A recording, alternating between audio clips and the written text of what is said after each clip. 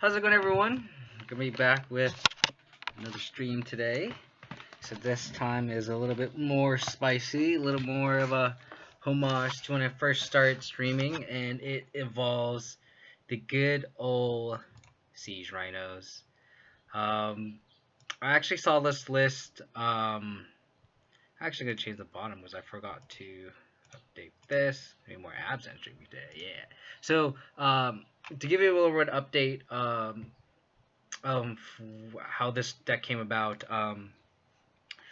The Lotus Box tournament was this past weekend, and I was kind of just tuning in and out, and I was watching a couple of people stream and here and there, and I saw one of my fellow Modern Streamers League players, Francisco. He's a great Amulet Knight player, great streamer. If you haven't tuned into his streams, tune in. But he was on that Yorion Titan Shift list, and he played against this kind of Yorion Flicker deck.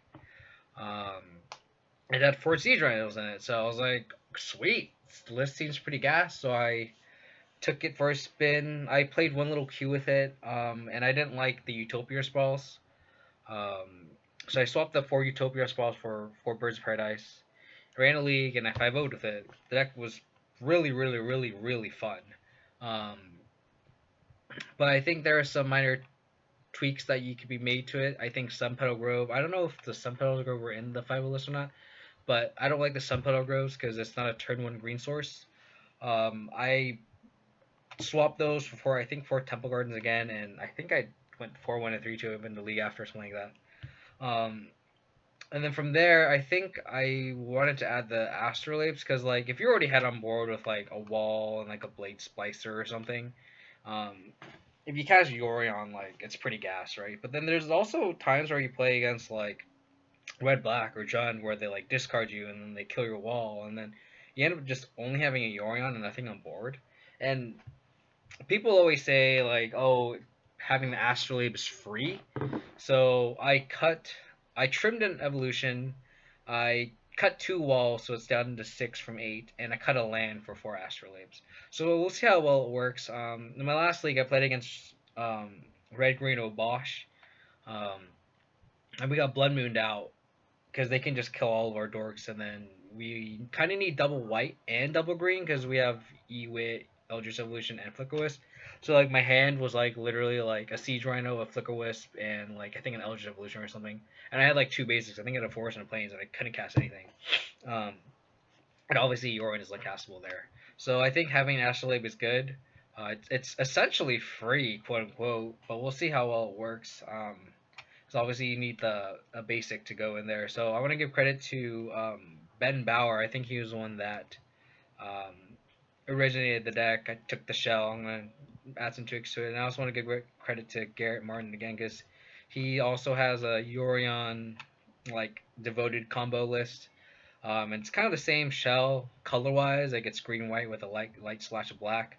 I think the only splash is like for black is like Viserys here and like some sideboard cards. We lean a little harder on black, obviously with Oathkai and Siege Rhino, so I have a little bit more black shocks. But I pretty much mirrored his mana base. He has like 4 vistas and like I think 10 fetches in here. So I just copied that, but have a little bit more black shocks. So I have like 2 Gala Shrine and 2 Overgrown Tombs. Um, in terms of the deck, just kind of how the deck works, you kind of want an early accelerant, obviously, and then worst case scenario, you just have a wall that you just plant that you kind of just try to stymie. So you like go wall into like blade splicer to try to just gum up the board. Next thing you know, you slam a Siege Rhino or you slam a Restoration Angel, and then you slam a Yorion, and you get all his value back. Oathkai is probably the best card in the deck, and I think this is the card that really puts the deck together. You might think that the 3 damage might be a lot against like these prowess decks, but like you slam a wall and they kind of have to expend a lot of resources just to kill it, because like they have like a 1/2, so they really have to cast 3 spells, or they have to like spend a bolt on your wall. So what they end up doing is they end up casting a bunch of spells just to go by through your wall, and then on turn 3 you cast it with a kind and kill it. So they spend all this mana and resources to just pretty much like go through a speed bump, and then we kill it. Um, So the walls are actually surprisingly really, really good in the meta right now with all the Prowess decks. Um, on top of that, Flicker Wisp is really good just because you can actually flicker the Othakaya, while Restoration you can't. Um, there used to be 4 Eldritch Evolutions, like I said earlier, we trimmed down to 3. Um, so like our good matchups on paper, it seems like are just like the fair decks and kind of like the red decks and like the red Prowess decks, any Luris deck really. And then our bad matchups are kind of just like the combo-y big mana decks, and I think that's where Eldritch Evolution kind of becomes clutch because then you can kind of tutor for like your big threats like your Gaddock or your Knight of Autumns or your Collectorus or Eidolon or Retorix for your silver bullets.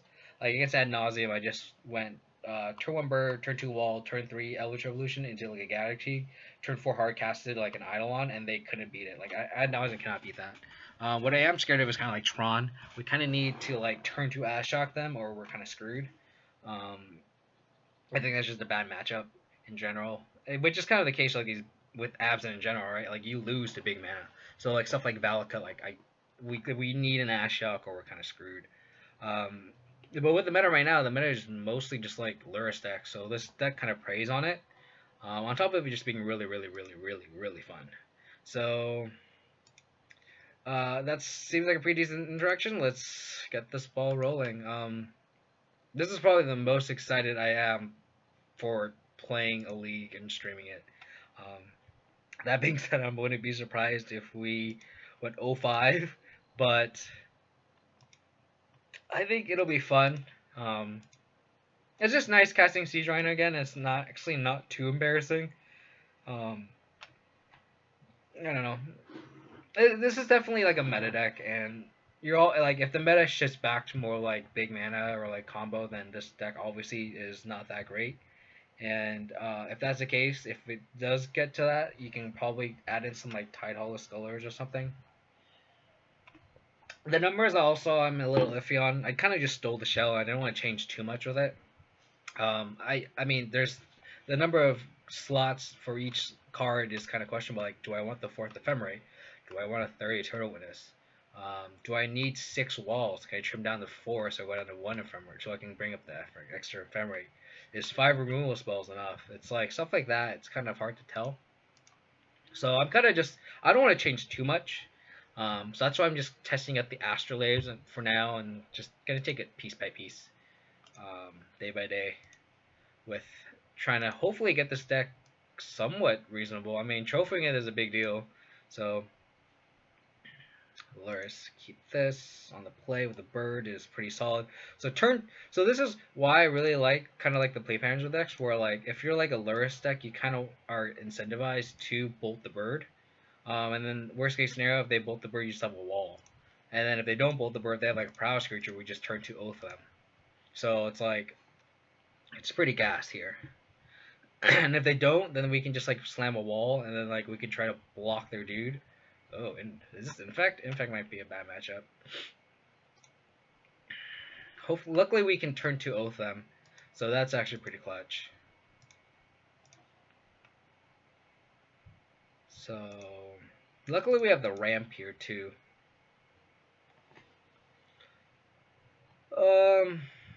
We're not too heavy on black. I might just get this Godless Shrine just to get double black. Yeah, just do that.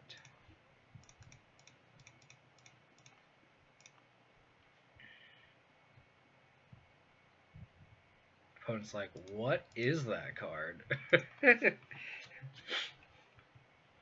And this is one of those matchups where Stonehorn Dignitary is actually pretty good. Uh-oh. Are we just dead here? Double mutagenic growth? Uh-oh. Okay, sure. They could kill us now, which is pretty scary. Mutagenic growth is kind of brutal.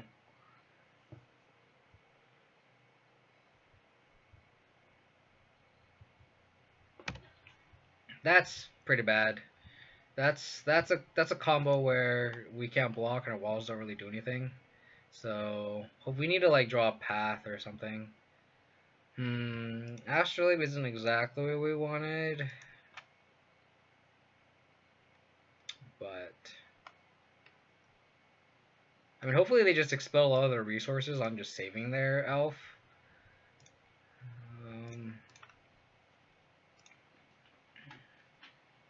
Hopefully we draw into a removal spell. One of our 5. We do not. So we'll cast the wall here. Hopefully draw into a path. We do not. So here, I might end step ephemerate this Wall of Omens just to draw a removal spell.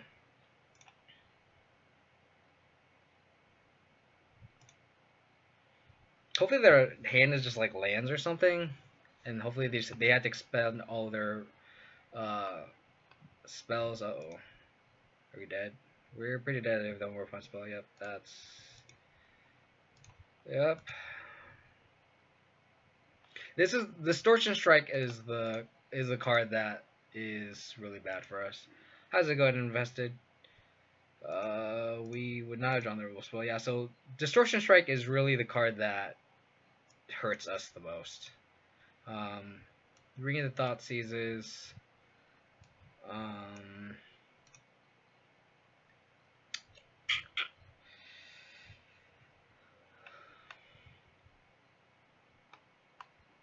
I can see an Eidolon of like if they want to protect their dudes, but I think bringing in an Eidolon's kind of loose.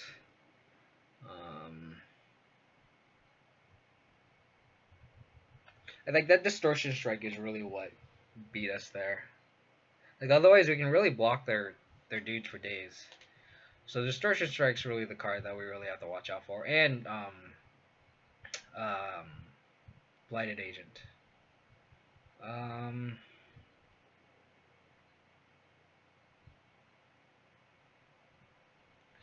So Siege Runners are actually kind of mediocre, obviously, because they don't really care about our life gain isn't good, so it's good for draining, but that's about it. So I might just trim like 3 rhinos or 2 rhinos and like a resto, something like that. Because like we want to be a lot more low to the ground. We can't have like 4 mana cards stuck in our hand. We kind of need to like declunk it. That sucks. That's unfortunate because like that was actually probably one of the best hands we could ever ask for against the matchup on the play. That doesn't have any removal in it. Like just them having double mutagenic growth really hurt us because they literally needed double mutagenic growth, or they had no threat there, which is unfortunate. But that's just how Magic works sometimes. This hand has a removal spell in it, but it's kind of slow. But I think we can keep it. If we go like, if we draw a land, we can just path and then like, Eternal Witness to path back and then Stonehorn.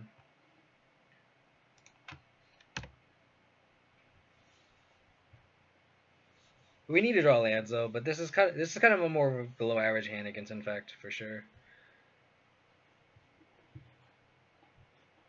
Hierarch is fine.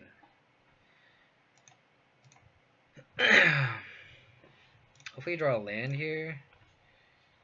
Another path is a good draw. I'll take that. Because then they need 2 protection spells for their threat.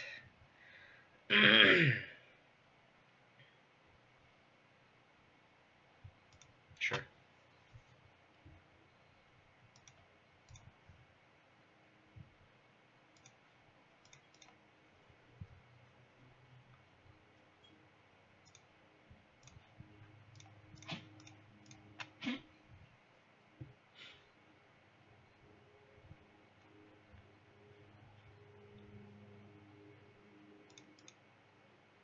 Hopefully their hand has no more Infectors in it, and hopefully we have a land on the top. So we can Eternal Witness the path back.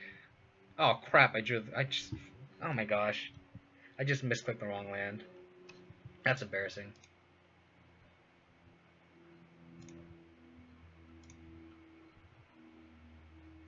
Well, I guess it doesn't matter. This is what happens when I have 80 cards. The cards are just so small. I mean, it didn't really matter anyway because we need to draw a third land. So, I mean, it really doesn't matter. We have 2 mana up or 1 mana up. It doesn't matter. If we don't draw a third land though, I think that's pretty game.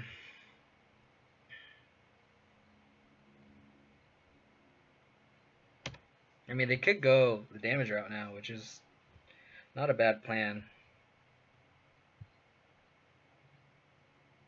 I actually kind of fetched wrong too, because now if I draw an Astrolabe, I get super punished for it. Luckily, I didn't get punished.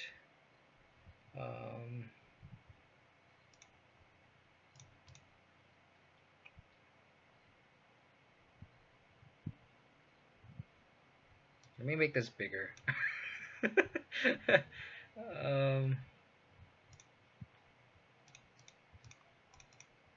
I'm kind of tempted just to get the land back, just so we can hit our 4th land, and then like Stonehorn them. I think I like that more, just to ensure we have a land draw, because I don't think we need this path anymore now that we have this Stonehorn. We're kind of on this Stonehorn plan where we can Stonehorn and then Ephemerate and then... Yeah, I know. I just need to be a little more mindful, a little more careful with fetching. I'm going to get the Marsh Flat so I can get a basic Plains.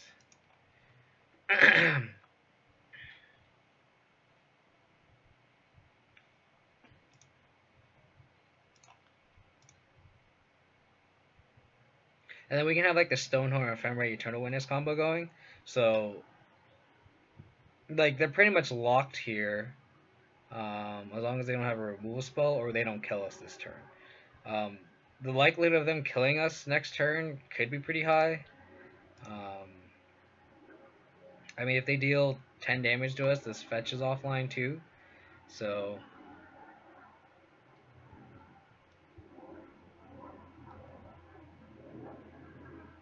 Oh, okay, you can cast Alaris, that's fine, I don't care. Like, that's the best play I could ask for from my opponents here. So they could dismember us too, which could be kind of annoying.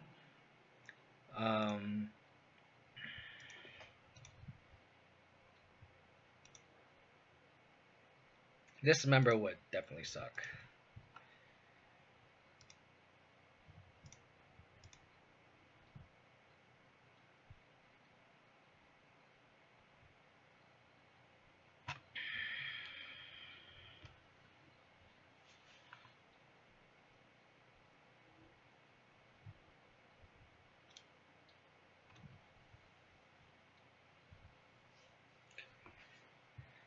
Okay, make this bigger.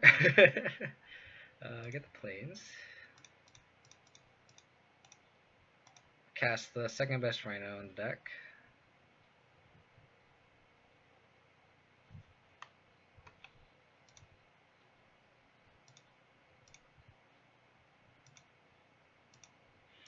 Don't want to attack with the Eternal Witness, because if they do block, then that's pretty bad for us.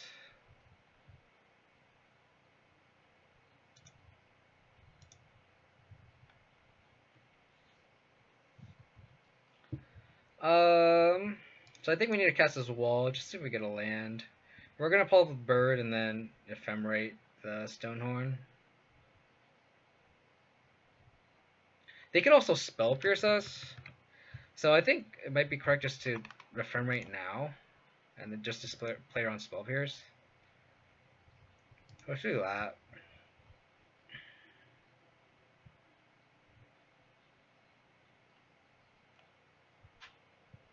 They're gonna give my Rhino Hexproof? That'd be brutal. Wow. Okay.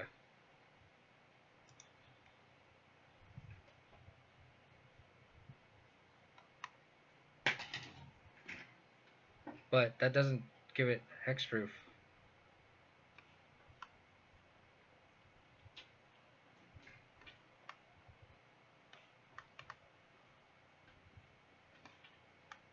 Huh. Is that a bug? Because its Vines is target creature can't be target of spells or abilities your opponents control, which would be me, but it says it can't be targeted by. Oh yeah, by even yeah, so it works. Okay, I just want to double check. Well, that sucks. I I still think it's okay because we still have infinite blockers here. So unless they have distortion strike plus, um,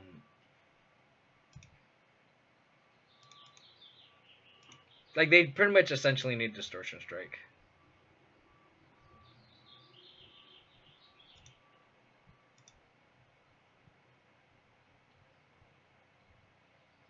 Now I think we should attack with these Eternal Witness just because we're not bringing this Ephemerate back.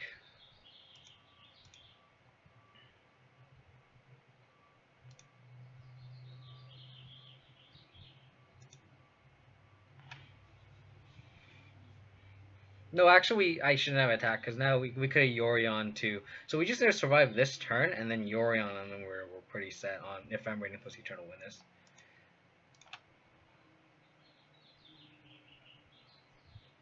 Sure. So no Distortion Strike is good. I can just block with this here.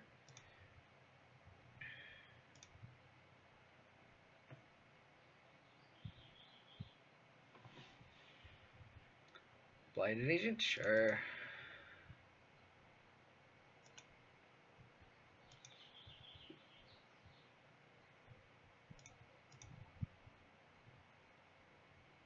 Gonna get another Plains, I guess. Could see getting another Swamp. But I don't think we're gonna double Oath.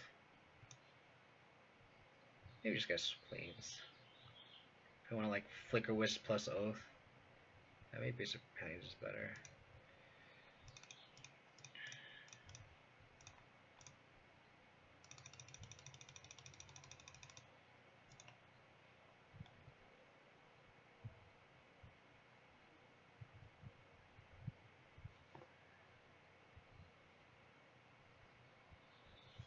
So then we can eat. If our opponent has no responses, we can Eternal Witness, bring back Ephemerate, and then just do this whole combo.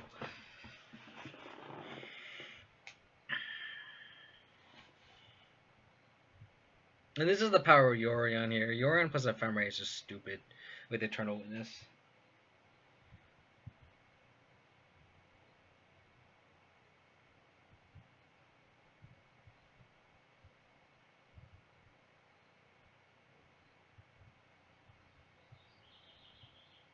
In worst case scenario, we could always just Eldritch Evolution into another Eternal Witness and bring back the Ephemerate again. So opponent's like, how do we beat infinite Stonehorn dignitaries?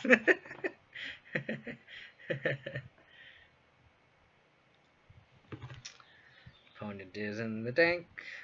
Opponent is in the tank.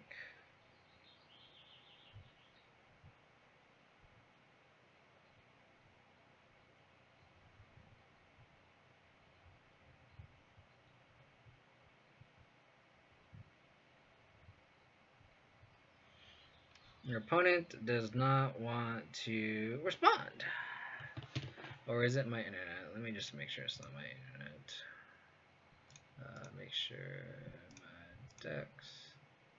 Yep, it's not my internet, I don't think. Yep.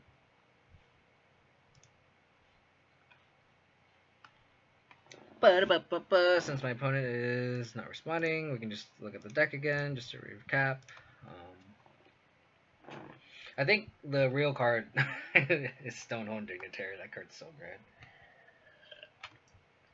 And matchups like these, oh boy.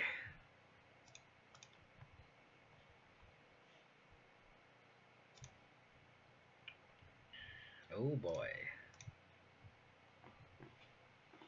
Come on. Come on. Got places to be, things to do.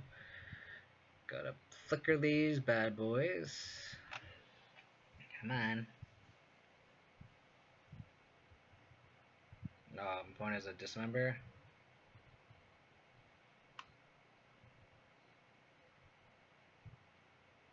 This doesn't target.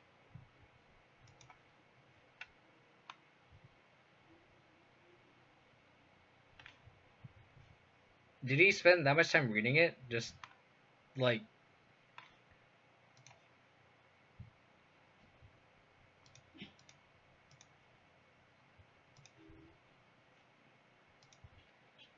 I mean,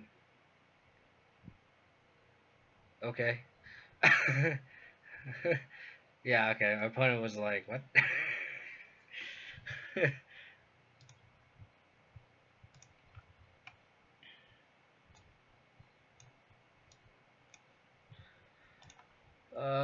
Target ephemerate,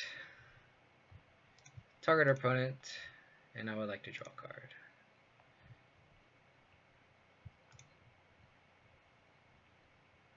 Opponent skipped, and I bring back an ephemerate. Sounds like gasoline to me.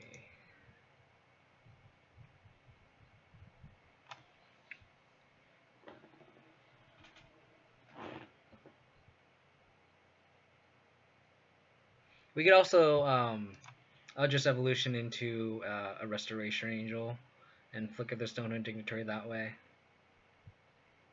Sure.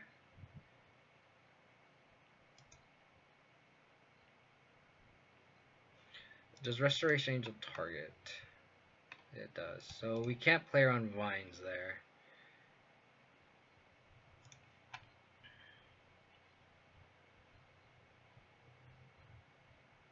So we can ephemerate, and then if they give our thing hexproof,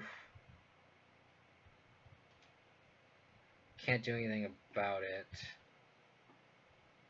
So we could ephemerate, and then evolution into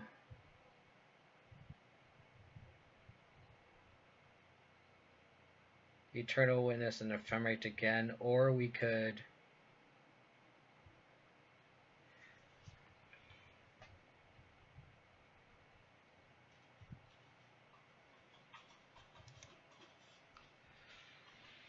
ephemerate. We can you can evolution into renew it and bring back the ephemerate maybe, but they need 2 protection spells, which is not asking for a lot really. But I think that's the only way we win this game.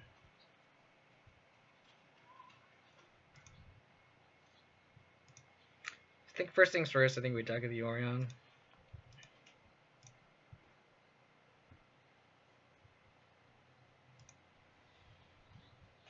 We could also just evolution into the wall, evolution now, and then if they have the protection spell, we just ephemerate in response. I think I like that play better.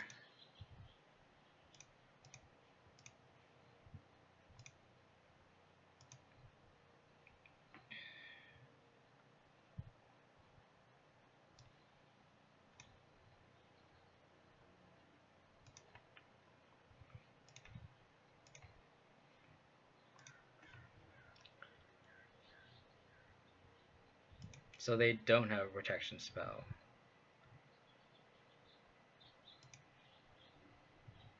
That's pretty good.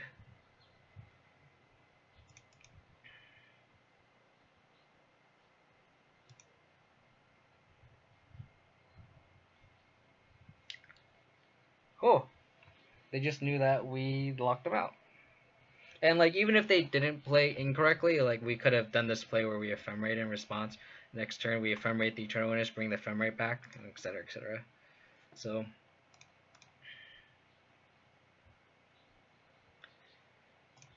a Stonehorn Dignitary, man. Modern All-Star.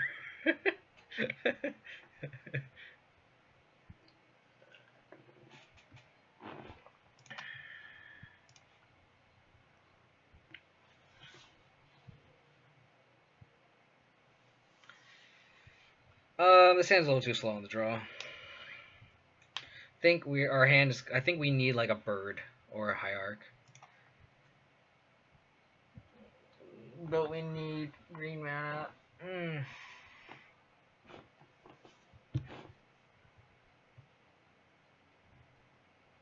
I mean, we could play our wall, but golly. Oh, man. This is just not.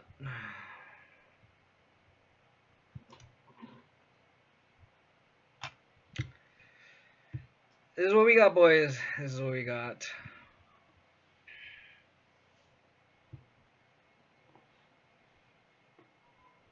I think we bottom.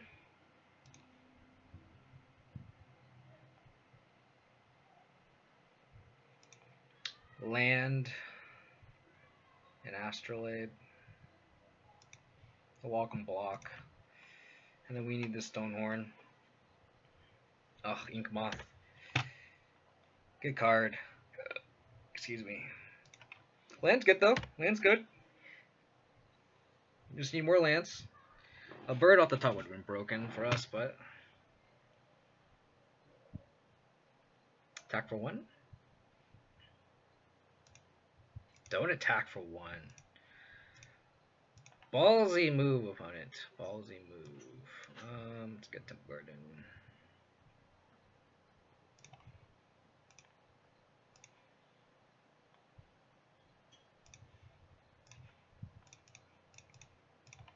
Let's get the wall down.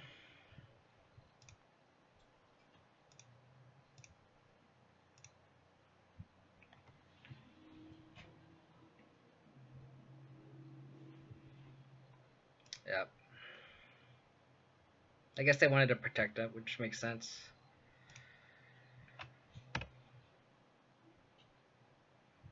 So now we need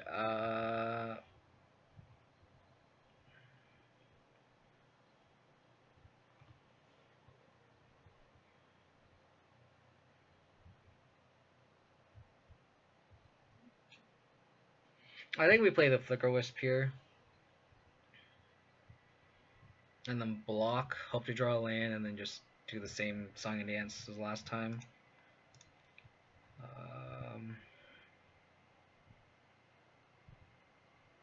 Because we need a block here.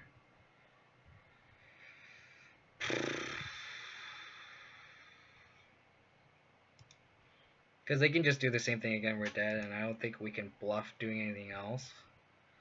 So let's do planes.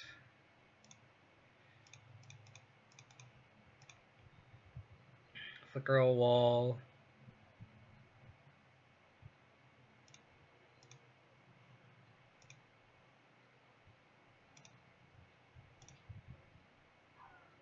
So if they go land, make their do unblockable pump, I mean, then they just got it. Like, what are you going to do?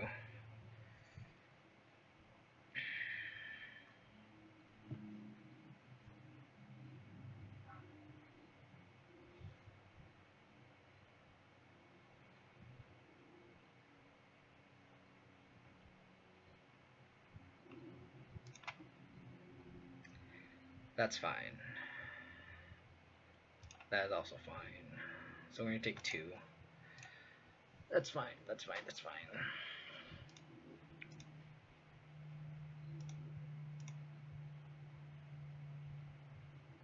I guess I could have blocked, but I have a feeling they have mutagenic growth.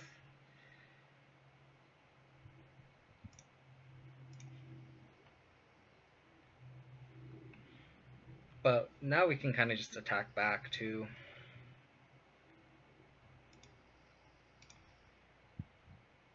I guess I could have traded the Flicker Wisp there. That might have just been a fair trade.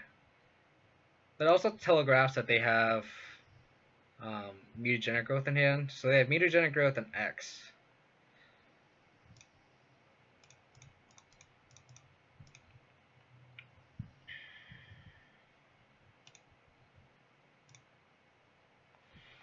So now we can kind of start locking them out.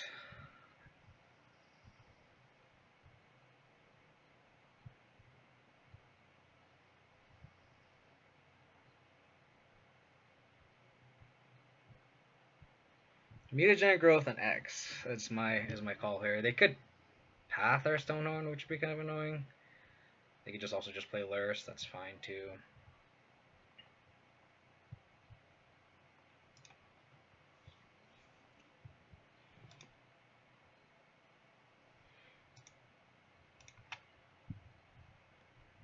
Path is a very good draw for obvious reasons.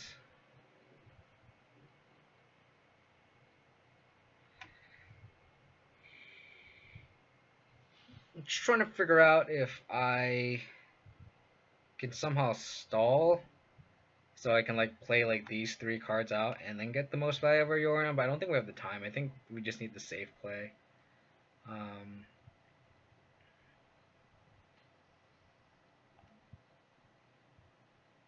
I could also just attack this Flicker Wisp.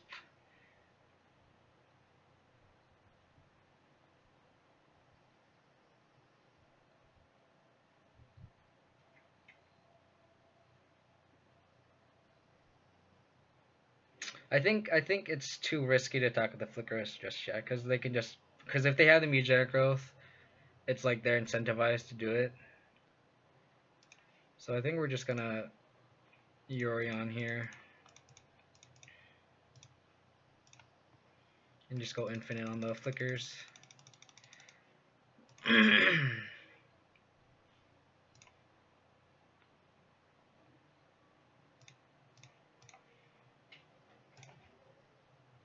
This is just a safer line.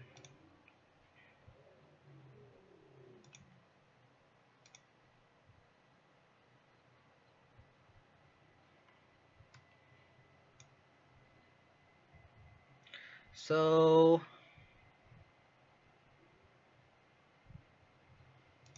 just gonna target the Yorion here. Target our opponent, draw a card.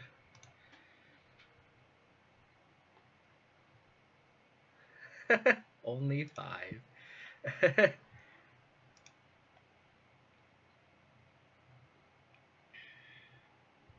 I'm trying my best, Andre. I'm just trying my best, you know? It's the best I could do.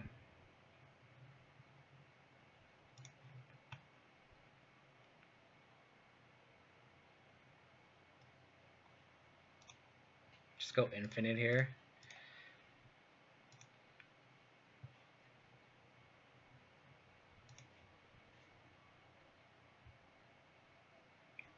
I think we play the Astrolabe to get this most information.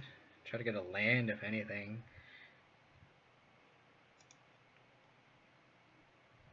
That's fair, you know? Just try your best isn't good enough. It's you know, story of the life, you know?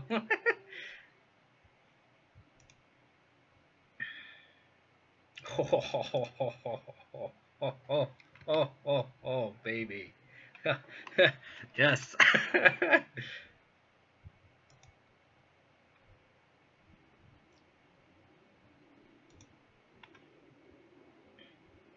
I don't think it's safe to attack yet. Like, we're in no rush to attack now. We're just going infinite. Target opponent. Target Yorion. Draw a card. Yeah! It's so good. This deck is so sweet. Oh my god, just loot the Rhino and the noodles, man. Just rhinos and noodles. That's all you want in life. That's all I wanted when I play Magic. It's just rhinos, noodles. Play for no unblockable stuff. I mean, that's like I don't know if you saw game 1, Andrea, but like opponent, I cast turn 2 on the play, turn 2 Othakaya, and our opponent went mutagenic growth, and I was like, okay, well that sucks. And I had a wall in play. I'm like, well, as long as they don't draw whatever that card that makes them unblockable with rebound, and he just had it and he just killed me. I'm like, okay, well, he literally had 3 cards that he needed to beat that sequence of spells, and he did. But then games 2 and 3, just like Rhino locked them out. So good. So good.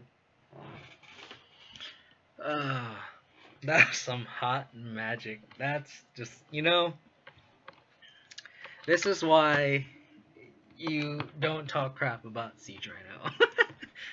Because Siege Rhino is gas. Stupid Tron Popper, what do you mean? What is Tron and Popper? I don't play Poppers, I have no idea what you're talking about.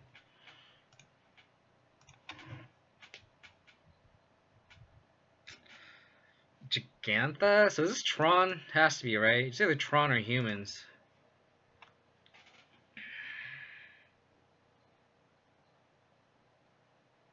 Oh, they just loop Stonehenge Gigantarian over and over? That sounds my kind of deck. I want to play that deck. That sounds hot. This hand is pretty dumb. Like, I guess I have a redraw, but like, I think we can do better. This is better. Probably just bottom a bird. We could bottom a wall since we have the ephemerate. Kind of want the mana.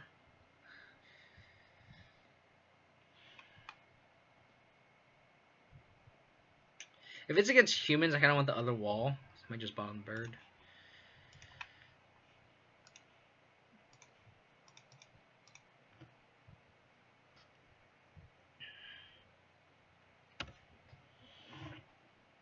If it's Tron, I'm just gonna cry. Yeah, I don't think this deck can beat Tron. Like, it's almost impossible.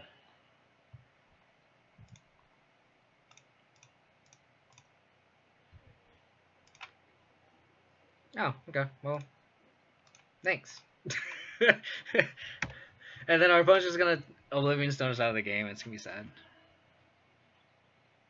It's like Gigantha Storm? Is that really a thing?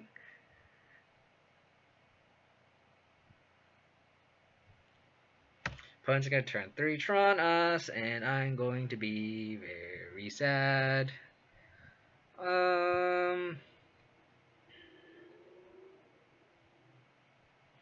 I think we just flicker a wall, hope they have Karn, and hope to Karn us.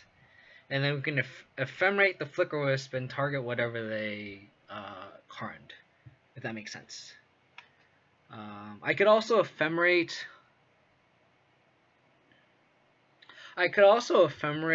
Flicker Wisp targeting their land.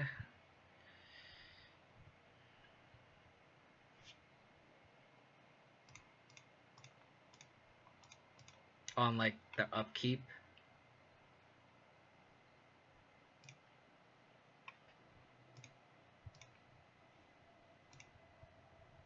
Yeah. So I'm gonna have to do this on their upkeep.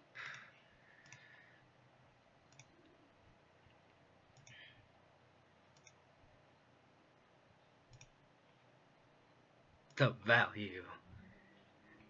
So I'm gonna do this.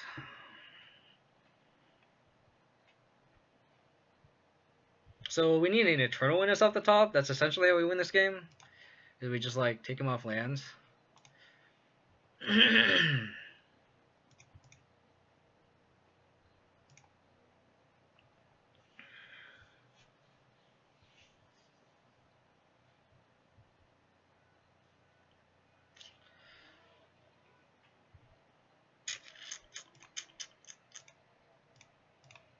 Sure. Sure.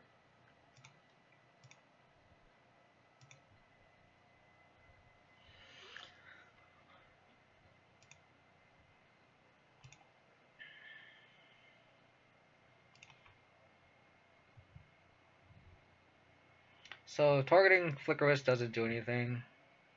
So I think he's gonna target the wall again. And we need to like hope to draw an Eternal Witness. That was not an Eternal Witness. So we need to hope to draw into an Ephemerate with this Wall of Omens.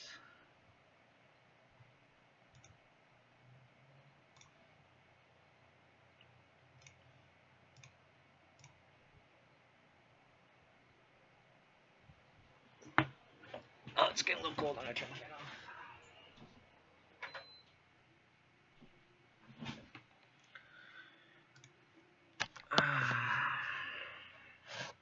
Yeah, but Yori doesn't take them off Tron. That's the problem.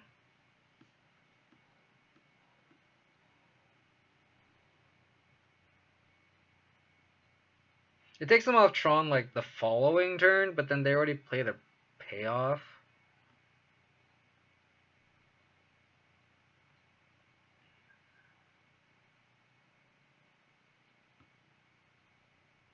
So we can take them off Tron the following turn? Like, not this turn, but the following turn?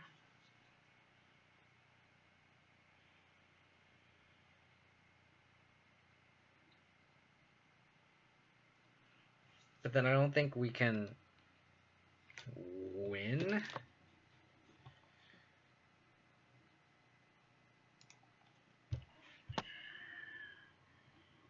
Because if they like Ulamogas, we're fucked. If they like Uganas, we're fucked. Technically, if they Uganas, it's not bad, because then they have to like minus, and then we get our Flickawitch back, and then we kill it. If they Karn us, they Karn our or Yorion, but that's not that bad. I think I'm just gonna cast Yorion.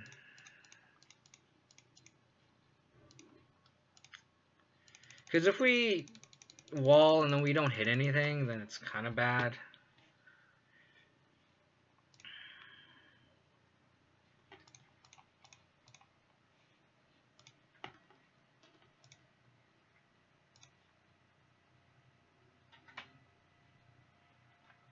Fucking Tron. So do this. Draw a card. Wouldn't have mattered. Yeah, so they have Uganos and we're like royally fucked. So we need them to have like essentially nothing. Like Worm Coil is probably fine. Fine, like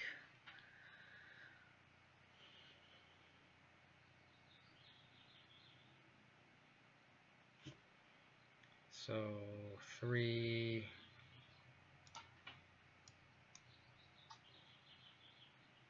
4 5 6 7 8, so they have 8 mana.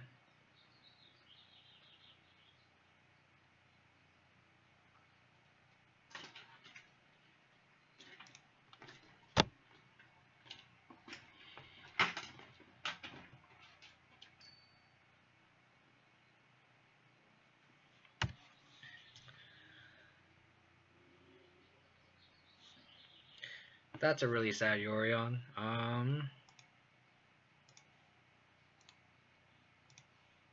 Chakugan. So now we just need to hope they have nothing.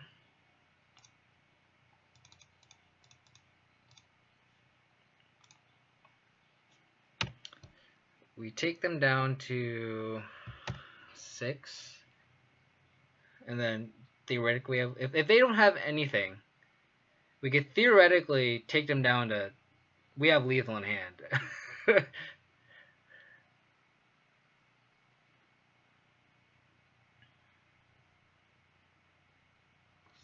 Ooh, they're digging. They're digging. It's good for us. It's good for us. Don't have anything. Please. 7 cards in hand. Please, all of them be lands. Or Sylvan Scryings. Or Chromatic Stars. Just no payoffs. No. No, no. No. Sure.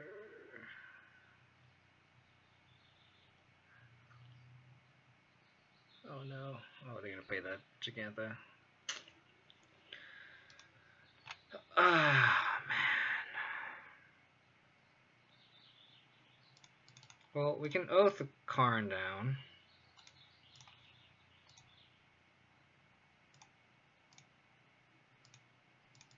Man, free 5/5, man. That's pretty good. Stone Walls was pretty good, at least.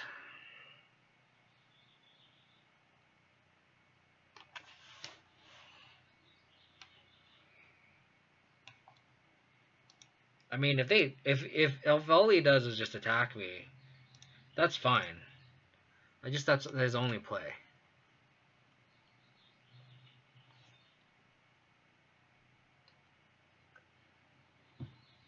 It's never their only play.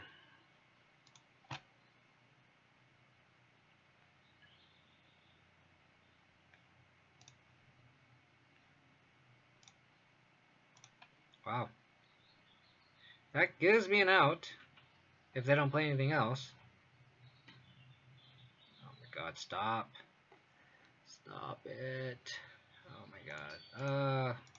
So if we drop path, we're still alive? Yeah, I think we're just gonna concede here. Oh, Karn. Oh, Tron. Fucking hate Tron so much. 4 Thoughtseizes, 4 Ashioks, Knight, and Teague, and oof. Stonehorn seems pretty bad. I don't think I like decays. Are you serious? No way. That's really funny. um, maybe I will. Maybe I will after this. After in between this game. Um, that's pretty gas. I like it. I'm gonna cut a path. Um,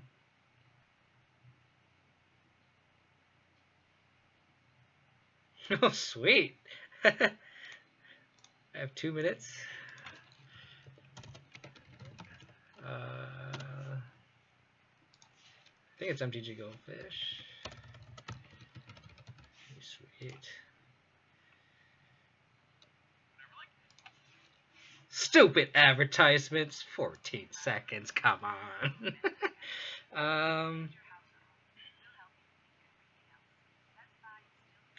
I guess we just start trimming stuff.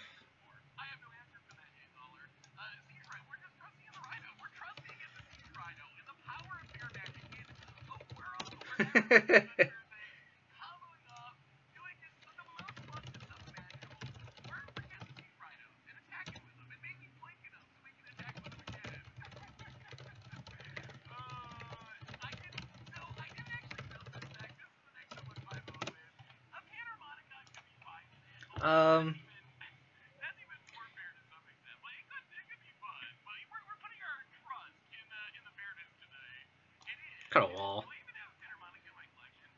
He just got on the 4 walls.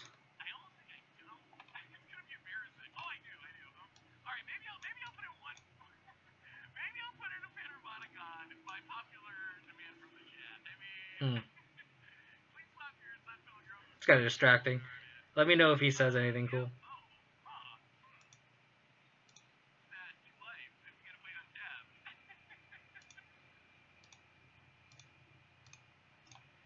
"22 seconds. 2 cuts? We just cut all the walls.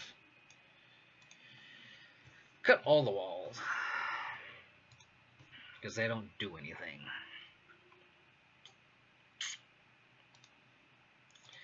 Man, facing Tron's pretty brutal. Man, this hand. If you had an Ashok in it, oh god, dude. It's not bad. That's not bad. Nice, you know, casual turn 2 Splicer. Turn 3 Teak, hopefully is good enough.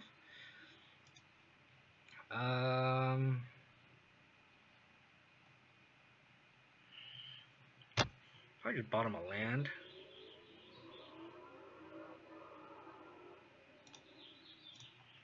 Do they dismember or Noble Harg? Just GG opponent. GG.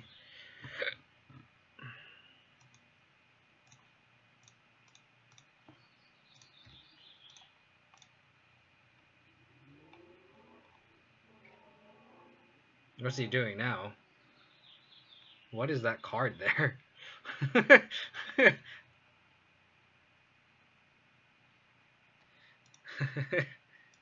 Oh, sorry. Upkeep. Tick.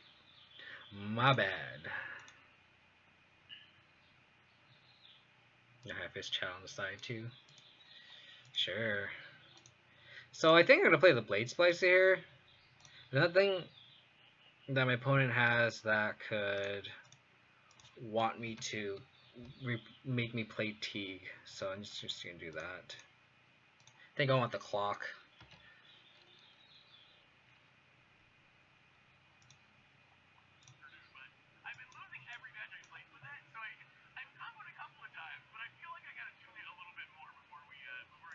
pretty cool that he's streaming it though. I'm pretty happy.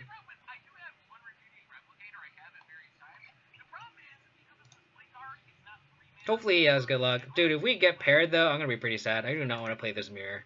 I hate playing mirror matches. Ooh, forest. Nice. That is what I'm talking about.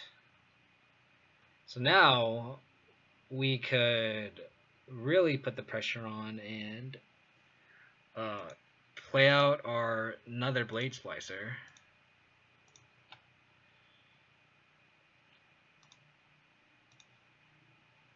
Land would be good, but sometimes that's how the ball rolls, huh? So 16, take. So we present a pretty fast clock here.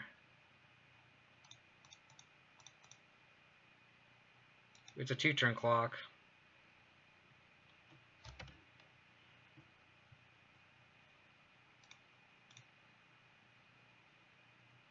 This chat is just like going absurd.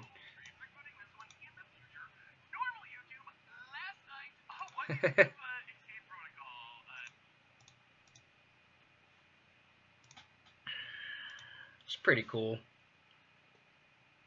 I like Seth a lot. He's really entertaining, and I really like how he does his. I don't know if he does his videos nowadays now, but like I like how he like would chop them up and cut them up. So like like his leagues are just kind of like fast forwarded to like the actual plays and stuff. The way he edited, like he kind of like spearheaded that kind of video editing, and it's really cool. So I want to give him credit for that. No.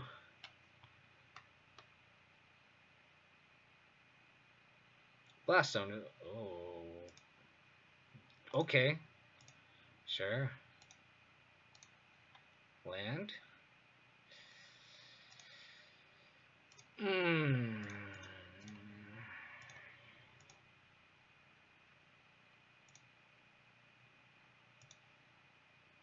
So 5, 6, 7. We're 1 damage short from lethal. It's kind of awkward. 5, 6, 7. Yeah, we're 1 damage short from rhinoing them next turn. I'm glad they spatial contortioned our blade, like our golem token, and not our galaxy, because like they kind of need another one to really lock us out here. Them not having Tron is just really bad too. Like I don't know why they aren't just mulliganing to it. There's a rule where like they should just mulligan to Tron, and it's like it's true. Like you should just mulligan to Tron.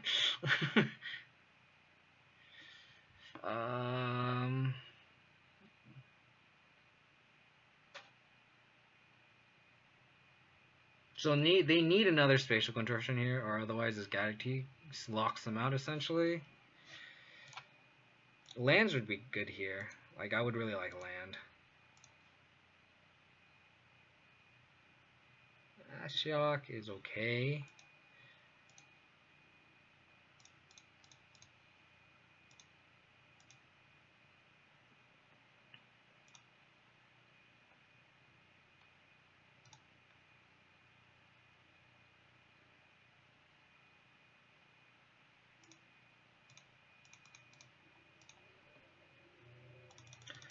Just note, Noble Hierarch does help pay for Ashiok, which is pretty clutch too.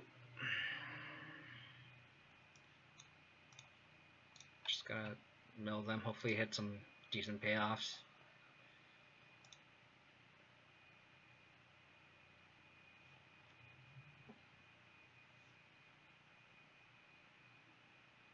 Okay. They could have Thragtusk. Thragtusk would be pretty bad for us too.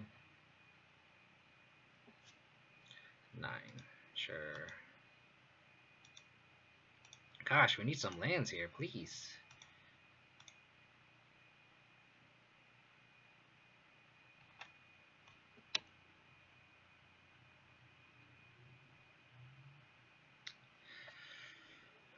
This is just how it's gonna be, huh? Just stuck on 3 mana with 4 drops in play.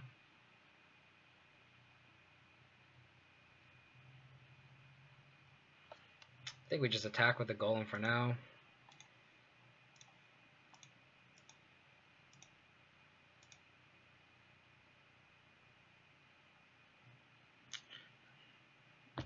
Golly. Like, we just had a 4th land, we would be pretty well positioned here. It might come down to just hope maybe we just need a 30th land.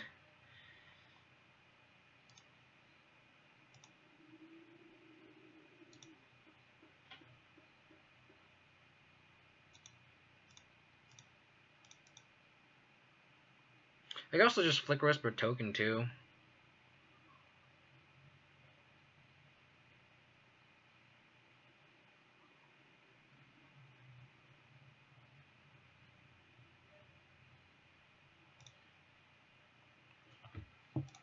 I like that better. So we just have lethal.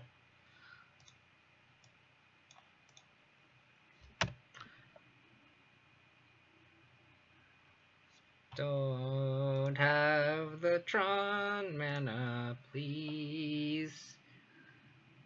Please.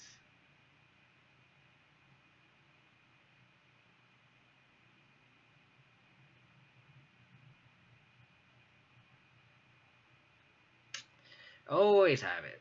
They always get it with Ancient Stirrings. This art for Ancient Stirrings is pretty cool too. I like it.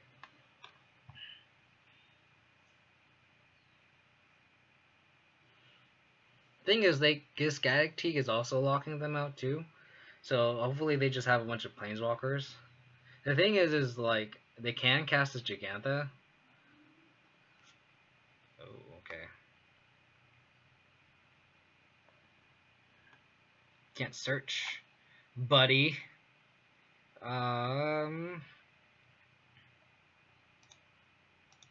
Well,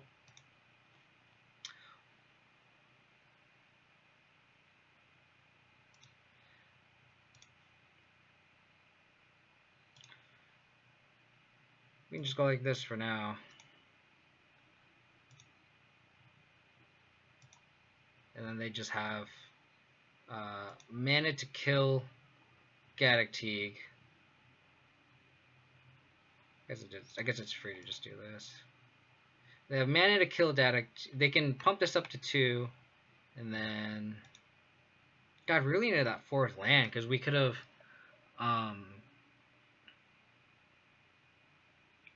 flickered our Flicker Wisp with Restoration Angel and take them off Tron. So now they can blow up Blast Zone, kill our Galactique, and then play a payoff.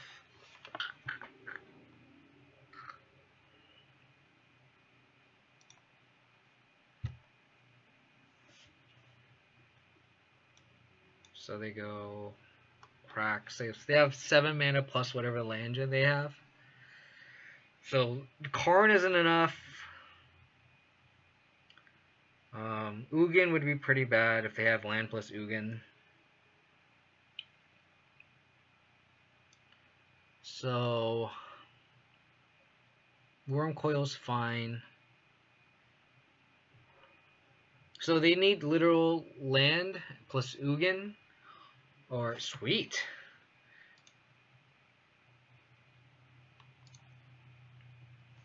Stole a game. We're in this, boys. We're in this. We are in this game.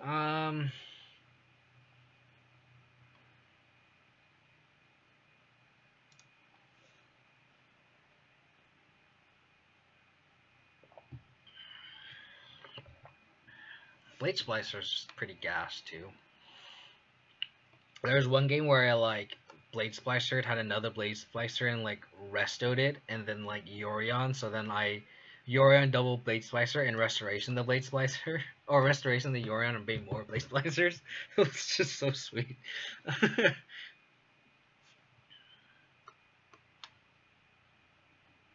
the thing about it is when you have multiple, they all have first strike, so it's if you're red black prowess, they can't really attack through a wall of first strikers, and they kind of have to kill both Blade Splicers, but then that just leaves all the 3/3s. It's pretty gas.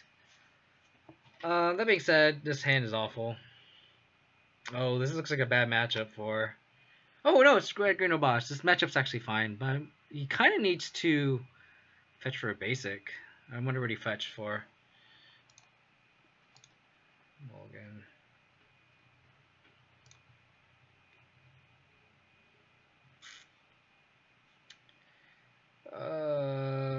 My opponent capped.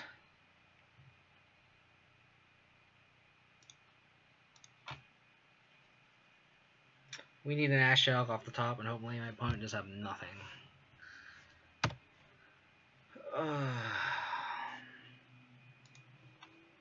Playing against Tron is just absolutely miserable. Overgrown 2.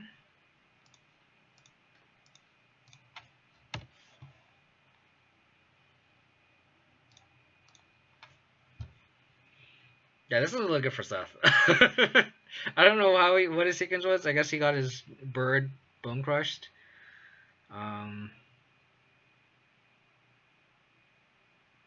So if he plays Rhino, opponent will probably go Obosh and attack with a 6-powered Finks, which I think is fine because you go to 13 and then you just path the Obosh and have a bird, and you can like crack back. I think I'd rather just play the Rhino, but make sure to fetch a basic swamp. I think my opponent fetched wrong, or I think he fetched wrong, and he should have gotten the basic forest to play around Blood Moon. He's lucky he's not getting Blood Moon right now. Opponent has mine and map. That's not good. So we need. Oh, man. That's tough. Do we just Galactique here? No, my opponent has to pay 2 mana to attack the map. So we should just Blade Splicer here, and then next turn Eldritch Evolution for Galactique, and just hope that's enough.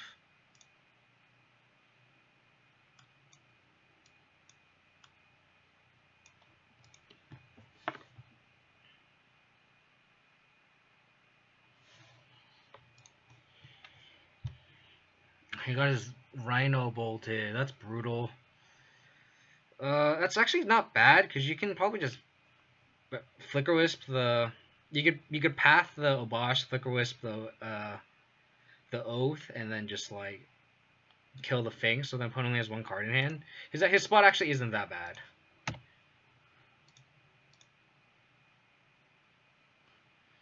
Oh, he only has 1 white source. No, but he didn't play his land for turn, right? Yeah, so he should be able to path the Obosh. Okay, I think that's what he's doing. Why isn't he? Oh, I guess he can. I guess he doesn't have to do it now. That makes sense. My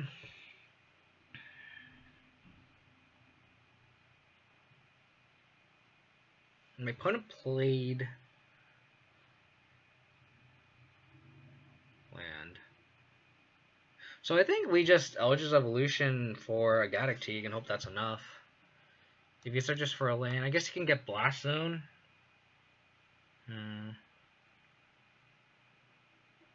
But I think that's slow. So I think you just do this.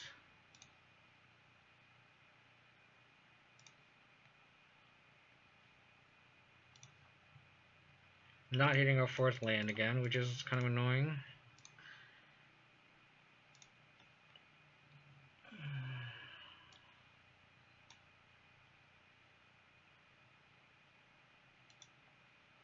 Hopefully this Galactique is enough.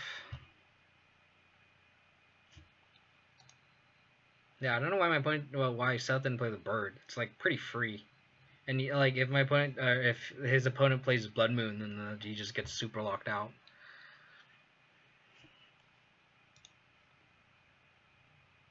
So we just need to hope my opponent doesn't have Spatial Contortion.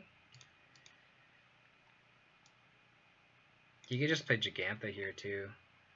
It's a pretty big game.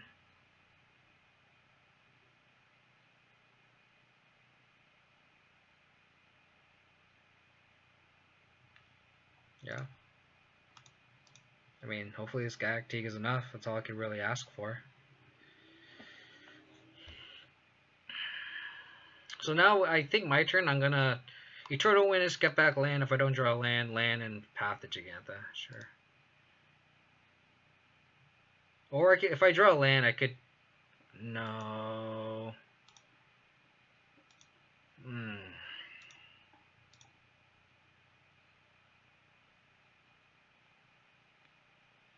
Yeah, so I think I just need to... Oh, man. Eternal Witness the land. And just hope my opponent doesn't have anything. That's pretty disgusting.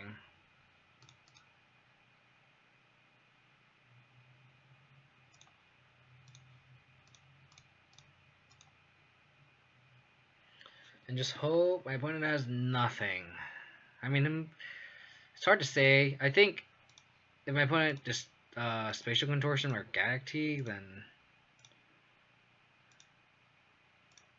I feel like my opponent has... I played Jagantha, maybe my opponent is short on payoffs, but then I don't think he has enough mana anyway. Okay, Star's good. 5.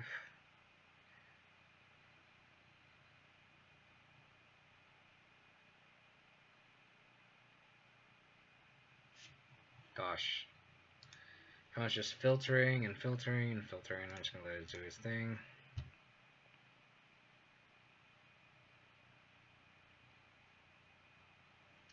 That seems gas. So now he gets to Flicker Wisp, target his Oath again the following turn, and gain a bunch of life.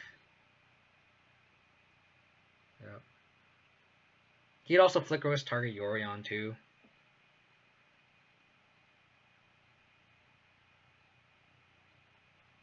I wouldn't have targeted the bird, I don't think. I would have targeted the Yorion there. Just to get more value off it. Just to loop. Because like that kind of just stops the loop. If you had targeted Yorion, you can...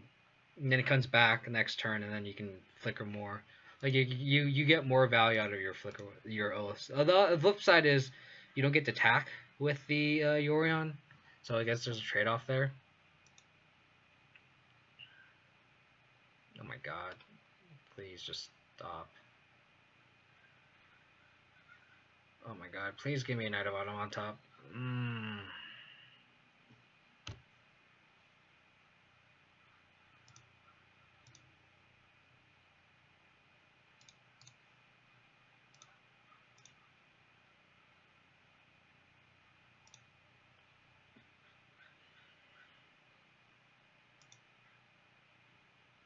I think end of turn I'm gonna path my guy.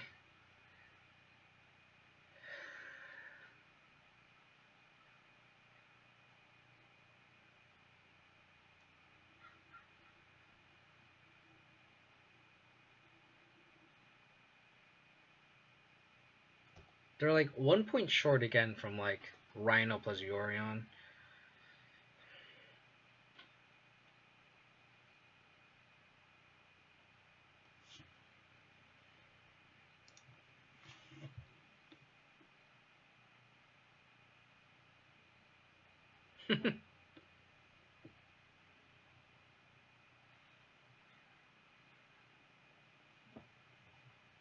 My boy T, looking at it like, that's pretty sexy.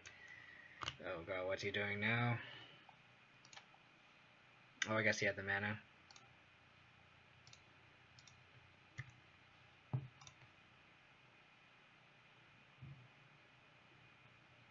Get the swamp, so my opponent Karns us were not like dead to Karn just like blowing up a land off sources. You see our opponent does not have anything, which is unlikely.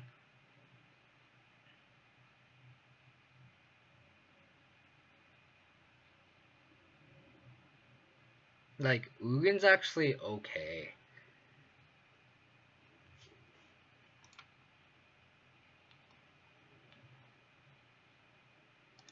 That is not okay. God. Fucking Tron.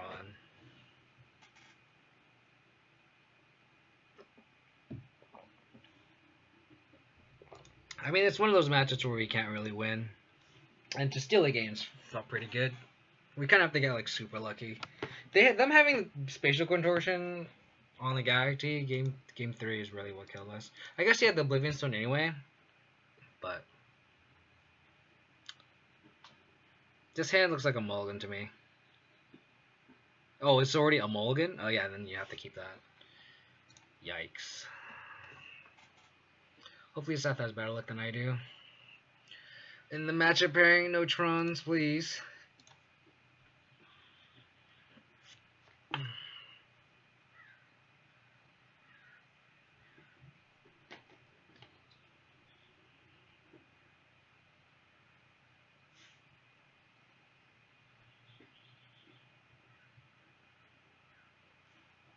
Appreciate everyone for tuning in, though. Hope everyone's having a good day. No companion. Can't really mulligan this, so I'm gonna keep it. This hand seems fine. No companion is like Adnaz or like. Could be Trauma. Tron's free to run Jacantha. Could be Neoform. Opponent mulling to 5. Could be Neoform. If my opponent plays Neoform, is there anything I can Eldritch Evolution into? I don't think there is. So, we'll see. See how it turns out.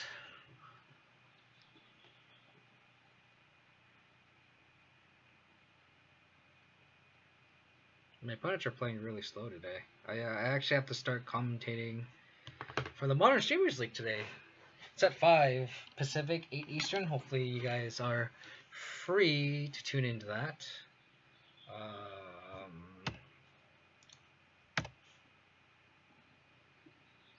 No companion Windswept Teeth. Overgrown Tomb. Is this Abzan? That has to be Infect, right? But why black? So strange. So strange. I don't know. I don't understand. Or maybe this is like Hierarchzan? Could be like Collected combo. But then I don't see why they wouldn't run like... It is Infect. I see. It is Infect.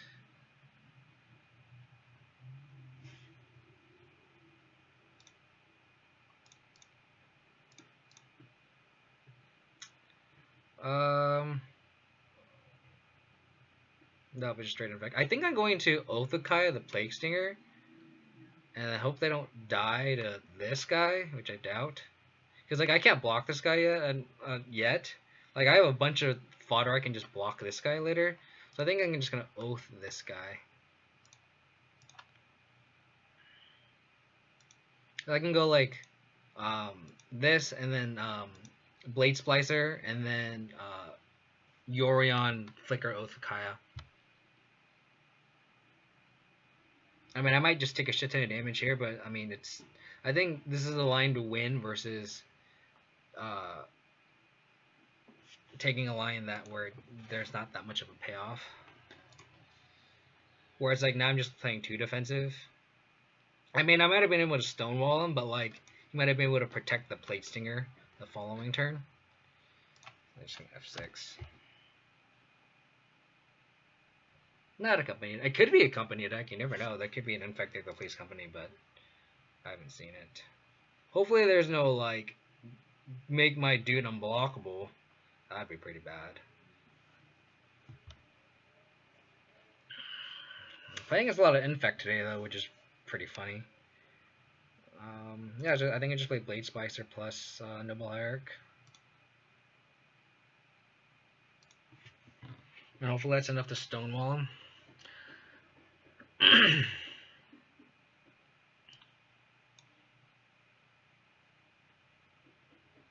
think it matters. Don't think it matters. Just get them all. Get all the basics. Get the Blade Splicer. It's funny, we played against 2 Infect decks today.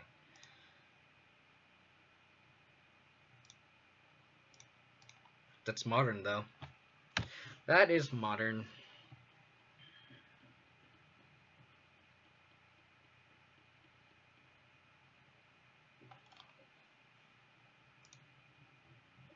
Probably take my evolution. So it's infect with discard. Seems sweet. Dude, if Seth trophies with this list, I'm gonna be rolling, dude. I really hope he trophies. Oh my god. It's so funny. I said that before I turned. Yeah, I know. Yeah, there's a delay. Don't worry about it, dude.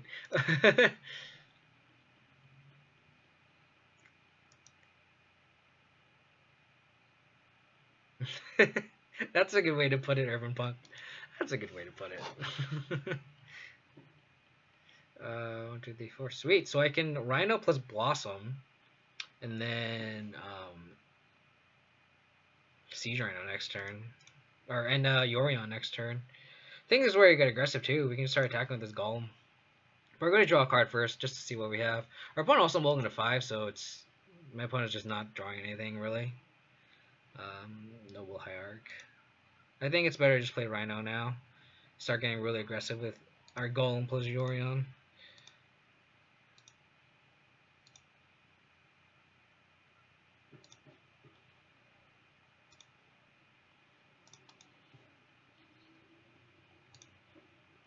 Hopefully my opponent doesn't have any like make my dude unblockable effects. Otherwise we are pretty locked here. We just need to do 2 damage, and then Yorion makes these drain for 6.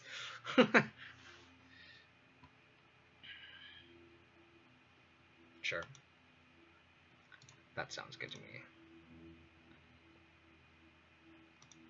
Oh, okay.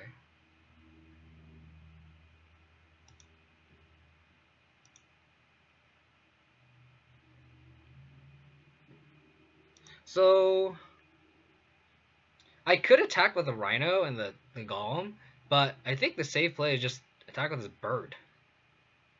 Then they go to 6, and then I flicker for 6. I think that's better than attacking into this Rhino, and then like they have like a pump spell.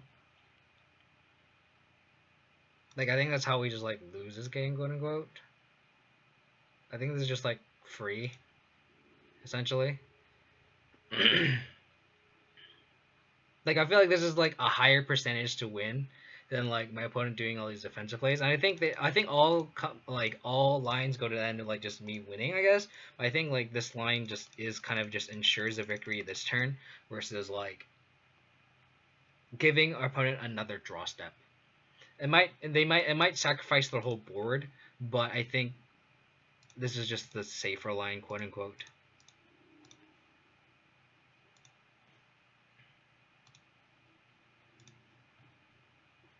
Oh, I didn't do the math.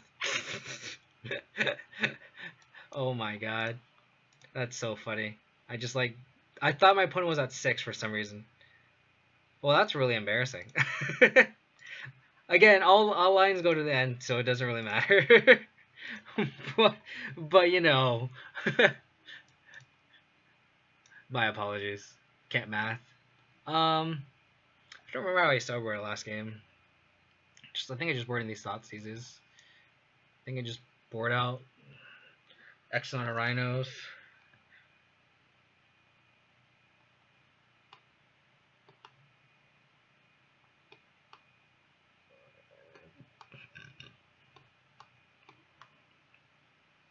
Yeah, I think just do this.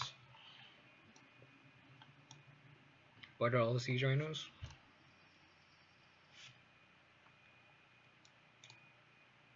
I could see keeping 1 just to like Eldritch Evolution it if I need lethal.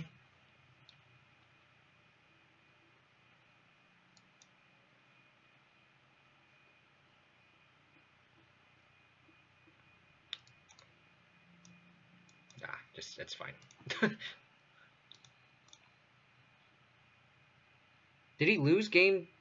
He added a Panharmonicon? What the hell is he doing?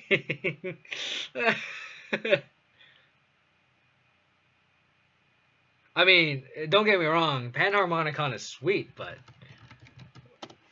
no, what are you doing?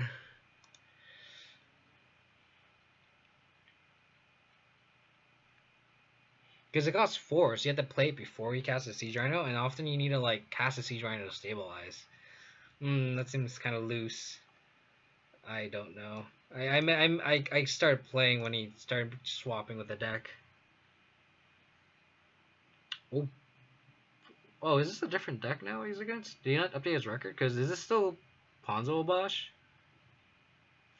Because I don't know how he has Obosh with Ren 6. It's not. Unless he, like. This is a different deck, right? Oh, yeah, this is a different deck. He just didn't update his record. Yeah, this is like. Ren 6 and Search for Tomorrow. This is an interesting deck. Not that he's not already playing an interesting deck, but.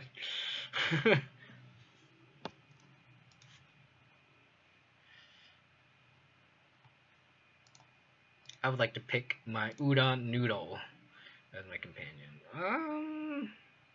This hand's kind of slow on the draw. But like we have like Wall and then like Blade Splicer to like have infinite walls and then like Ephemerate for infinite walls.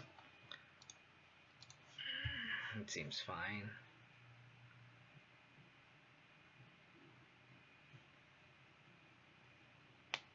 So they have like Thoughtseize on us. That's kind of annoying because then we don't have any like early drops. Best draw we can hope for is either a Rule Spell or a Bird. We have a lot of good draws that we could draw into.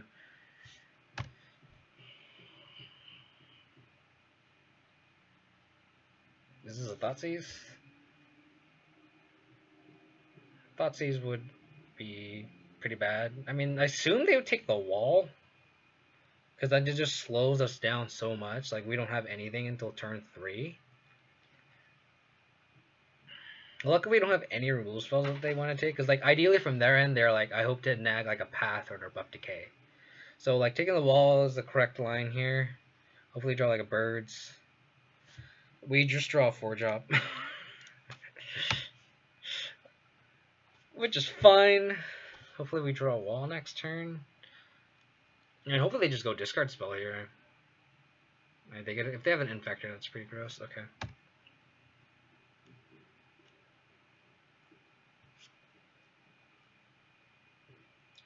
That was a pretty good draw in a sense that we get to redraw. We need to draw a Path here or a Bird or something.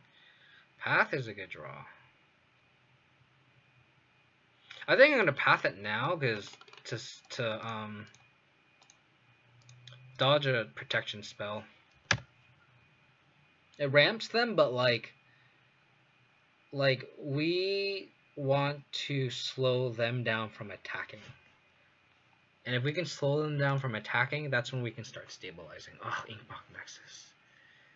That's not good. What is this? Phyrexian Crusader. Protection from red and white. What the hell? So we can only block over Dorks and Internal Witness.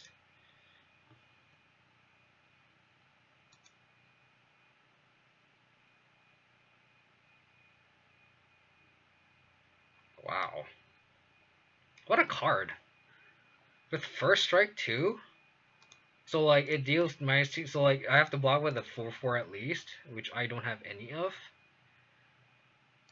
Oh man.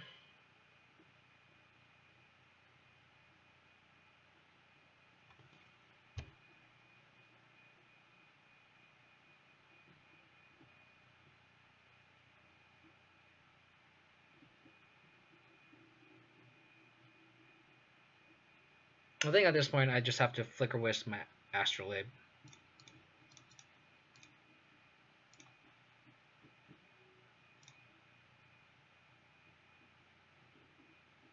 Blade Splicer does nothing to the board. At least Flicker Wisp can block the Inkmoth Nexus.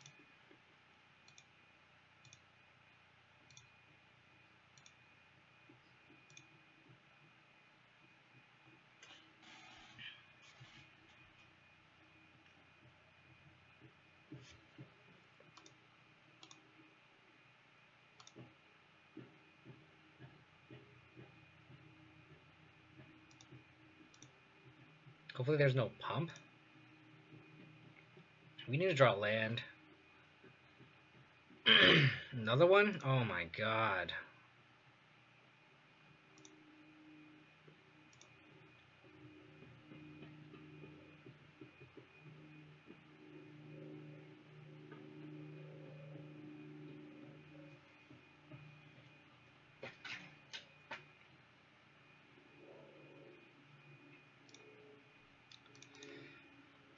Let's Thoughtseize. I think we're gonna go Thoughtseize Blade Splicer.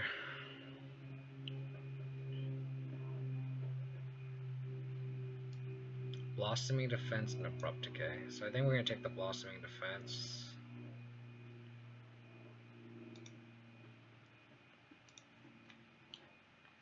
For the clock doesn't matter here.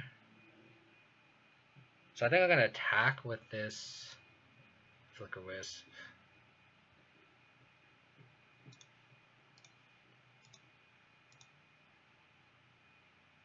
Man, Phyrexian Crusader. What the hell is that magic card?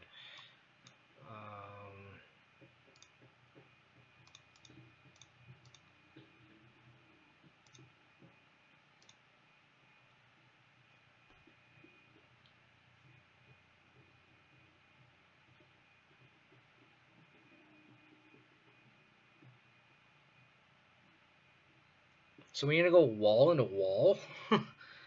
Okay. Take 5 infect, go to 7. So we need to go wall into bird or something.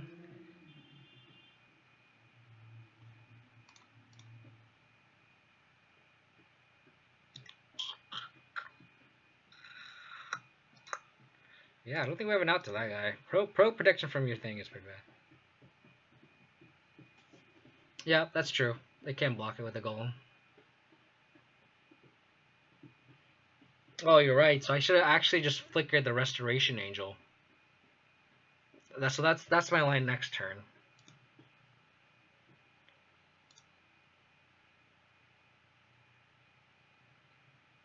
Sure.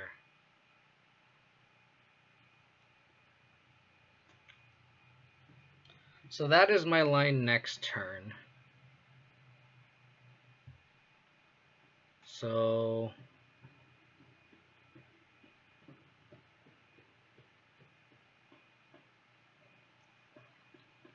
I think I attack with the Flicker Wisp and then pass and then resto my Blade Splicer and hopefully I can ambush them and hope they don't have a pump spell.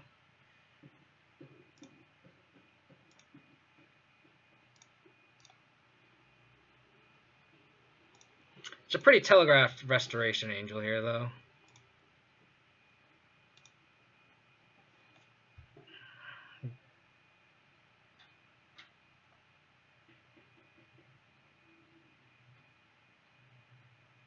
But, like, this is the only line I have. So...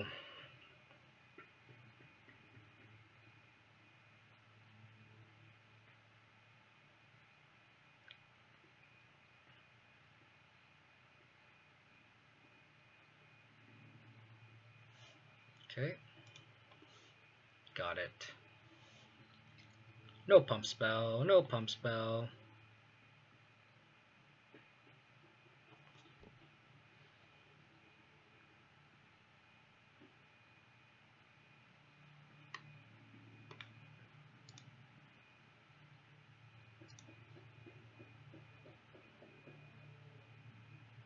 If they have the decay, then that kind of sucks.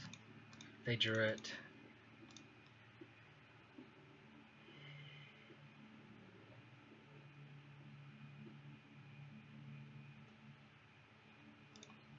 Like, they have a lot of live draws, which is kind of unfortunate.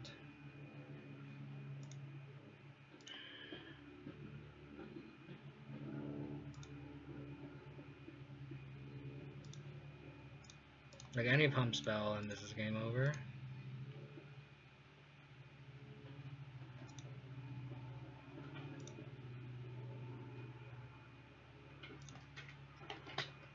No pump spell. Alright, we're live. We are live. I like it. Destroy Inkmoth Nexus.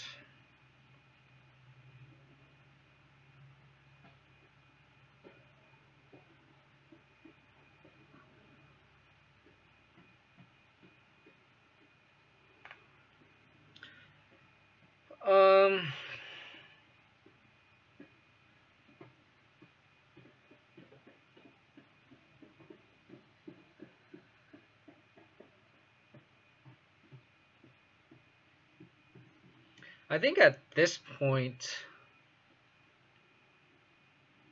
we attack with our 3 creatures here again. And then resto the Blade Splicer. So then we have 2 creatures that can block the Crusader, and then a flyer to block the Inkmoth Nexus. So I think I like that line.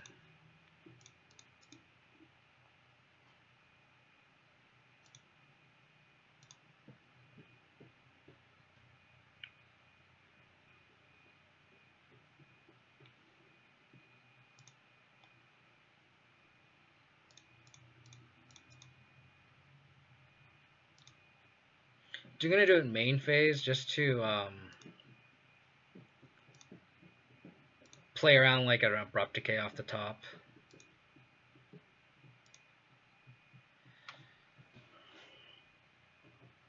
Yeah, having the 5th land Yorion would obviously be a lot more convenient for us, but having the resto is still pretty nice.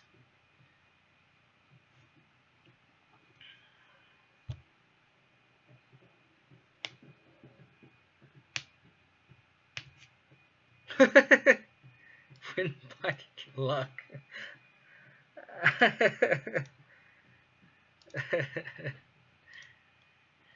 That's why I don't respond in MTGO. I just don't say anything.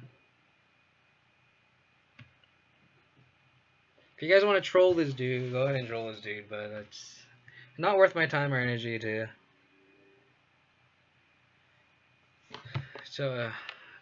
troll this guy even more. How's Seth doing? Ooh, team Yorion shift. It's not looking good. Ooh, the Ashok should be pretty clutch. Hopefully, opponent doesn't have a counterspell with 4 cards in hand. I'm gonna bear back. I'm gonna use the bathroom and get some water. So I'm gonna just kind of Seth stream on real quick. So be right back in 4 minutes. I'll be right back.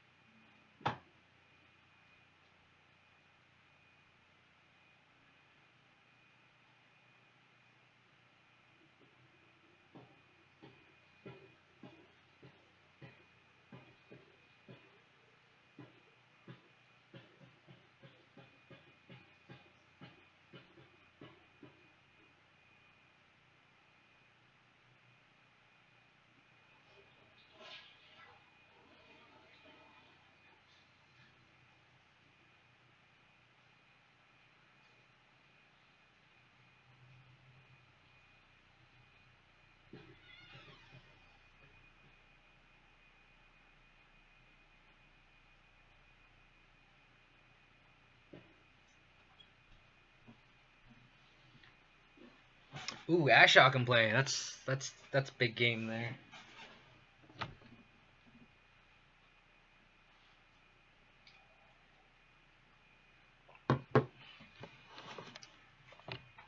So my opponent's locked out a Cryptic thanks to the Teague, and his opponent's locked out with Scapeshift with the Ashok.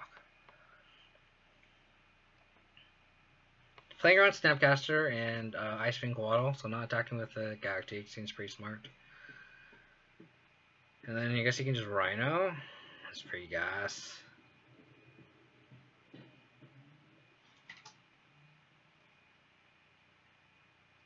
Pretty gas. So 4. So he has lethal on board. Wow. Veil just a cantrip, just a cycle. That's pretty bad sideboarding. But then again, that pays off that our opponent doesn't know that his opponent doesn't know what we're playing against too. Oh no. That's the card we have to dodge. We have to dodge the How's it going, Andrew? He's bringing back. I don't know. I can't see what he brought back. Oh no. He's just gonna escape shift here.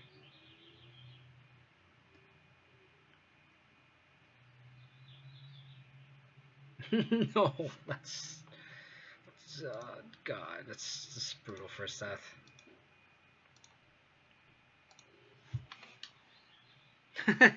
Appreciate it. Companions are, yeah. I mean, what Mark Rosewater said is kind of like, oh yeah, we'll look back into it, and it's like if you're thinking of banning it, you should probably just do it. But obviously, he just wants to sell the packs first and foremost. And if that's the case, why don't you just ban them as companions? Why, like, instead of just waiting? But that's just me. Like, just do it. Like, what are you really waiting for?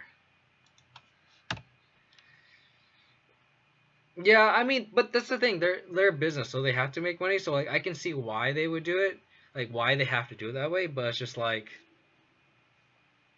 I don't. What's the difference between them um, banning him as companions now, when you can just ban like that's you still get to play the cards. People are gonna still want to build 4x Luris decks, right? Like that's just an archetype that's completely unexplored, where you can just have 4 Luris main deck with a bunch of bubbles. Yes. Kilnfreen. Wow. Wow, wow, wow, wow, wow. Yeah, I agree. I mean, I think everyone kind of agreed with that. The issue is just like, why don't you just do it now? Yeah, exactly. Just let them be a normal card. I don't think that'll impact the sales, is my point. So just do it.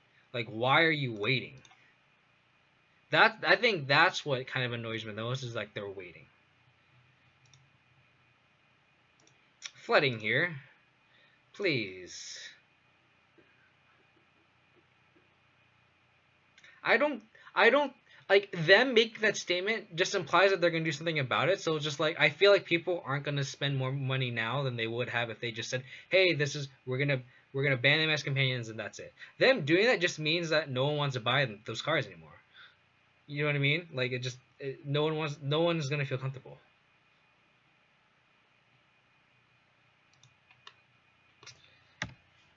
Oh no, we're gonna die.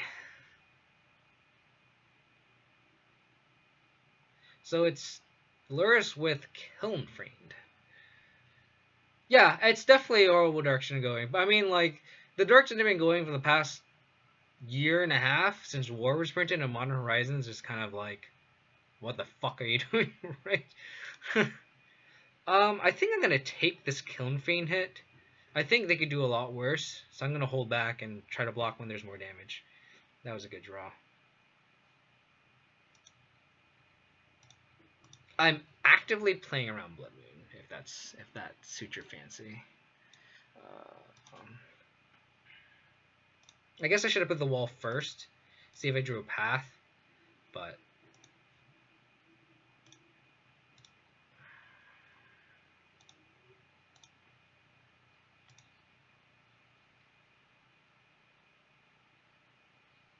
yeah. I mean, there's this format that's like kind of underground where they say they want to. Oh no, Laris with Seal of Fire is pretty gross. Where they want to do like pre-war or whatever, and that format that interests me. I think pre-war seems pretty fun. Because I think that's when the meta was actually pretty wide open. I think that's when like Izzet Phoenix was ever, but like I felt like you can attack Izzet Phoenix, and like even then you can just approach that and just ban Faithless Looting. And I still think that specific format would be fine. Ouch.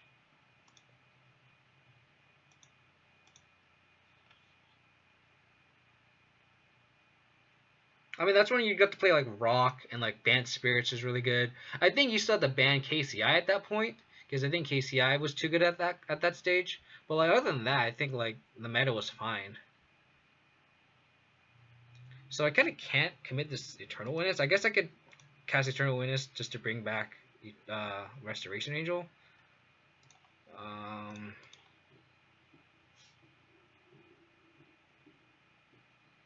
think I do have to block here. Going to 9 with this Active Seal of Fire in play. I think it's going to block like that. Yeah, Noble's End was pretty sweet. Definitely missed that deck too. So we need to stop drawing lands, and we need to draw some stuff. Like a Siege Rhino would be gassier. Siege Rhino would be gassier. Thank you so much, deck. I appreciate it.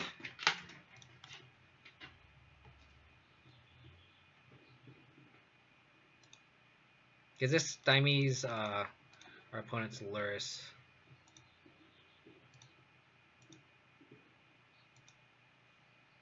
And then next turn we could like Eternal Witness, get back Wall of Omens or something. Sure, that's fine.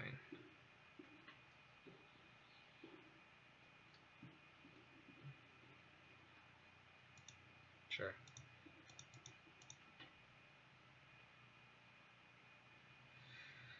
Oh, this Luris is taking over the game. Man.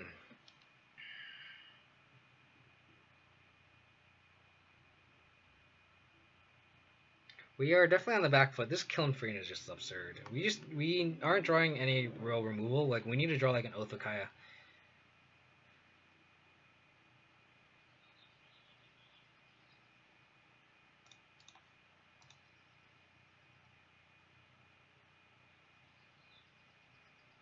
Our only saving grace is like this Kiln Free doesn't get pumped by the Seal of Fire, but like we need to like Path, Ewit, Path. That's how we win this game.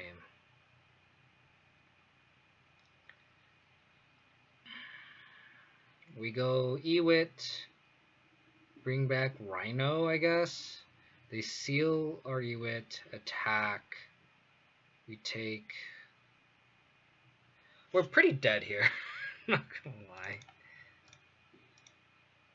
I think you just have to bluff the path.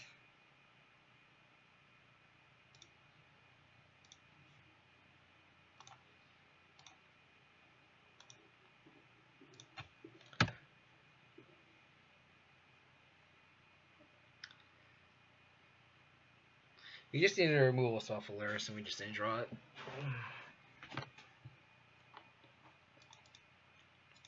Because they're just going to steal at Ewit. Cone Free is kind of a cool addition to this deck, though. Sure.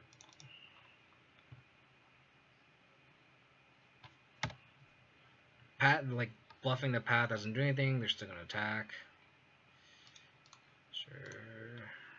Go to 3. Dead to Bolt.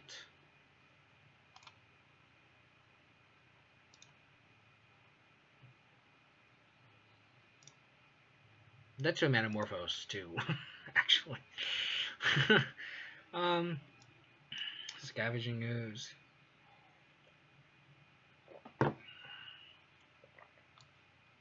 Eidolon seems actually okay here. I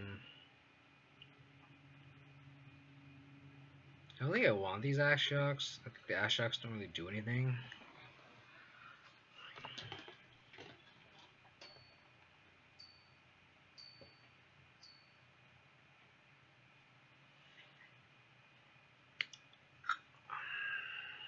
Probably trim like an Ewit. Ewit in Evolution, I think.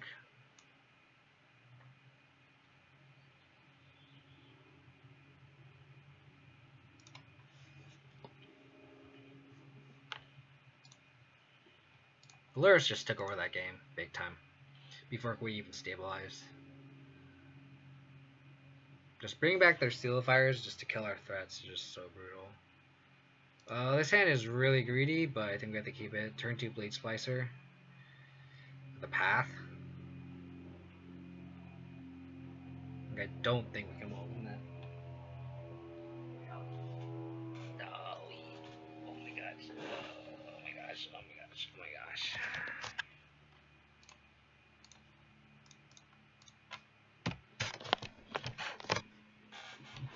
Yeah. Oh my god. You're not making it comfortable for me. Bolt the bud. Bolt the bird. Thoughtseize. Sure. Seth doesn't look very happy. That Panoronicon does not look good right now.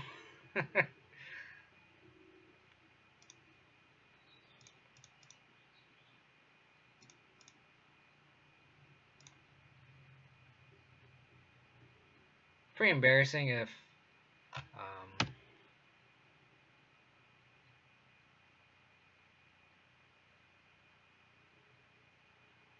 sure.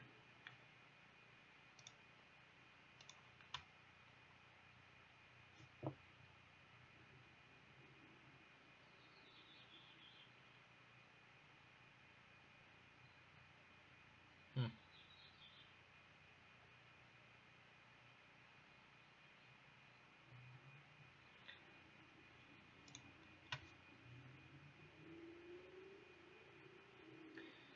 I guess we just flicker wisp their dude and attack.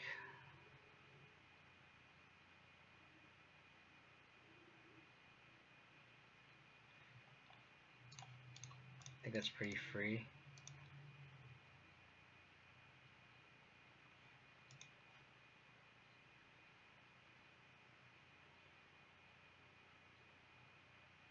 Sure.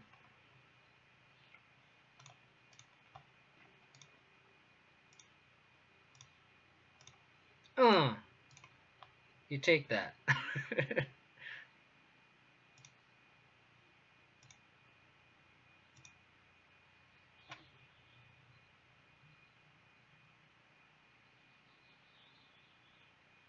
And then now they choose between like pumping their sphere or like.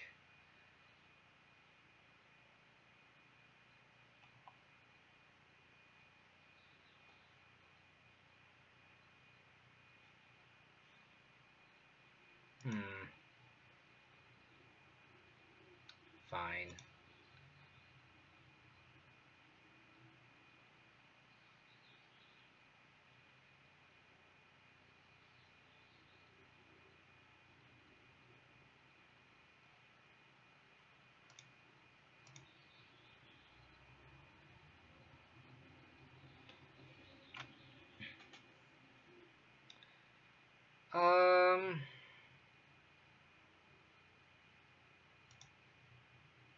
I think I just take this. It's not doing too much damage. You know what would suck is Astrolabes. Astrolabes would be a pretty bad draw here.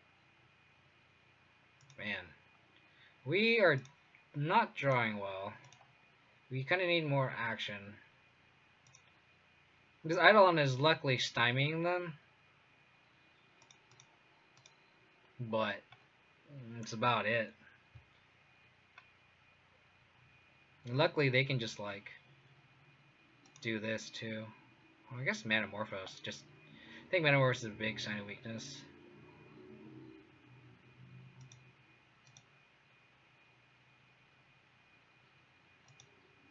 Because I guess the Metamorphose doesn't do anything in this phase of Eidolon, which makes sense why they just casted it on my turn. They're just like literally just cycling it.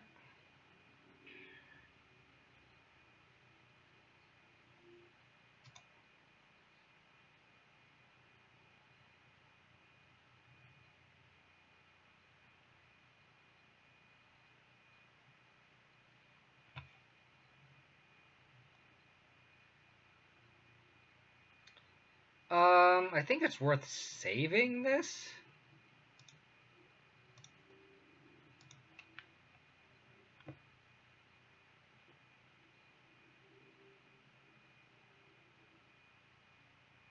Which is kind of funny.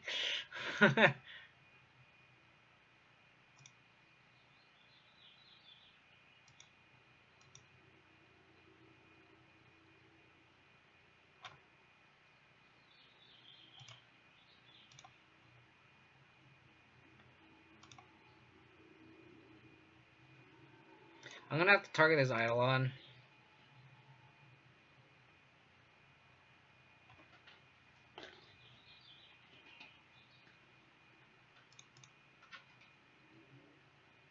Oh, I can't cast anything now. That's awkward. I guess I shouldn't have casted it. I didn't want to cast it because I wanted it in the yard in case I wanted to bring it back with Eternal Witness. I didn't want it to stay in exile.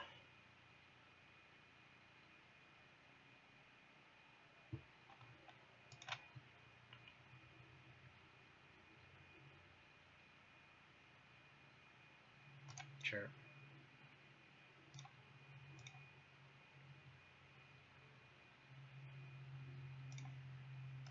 Good attack by opponent. Good attack.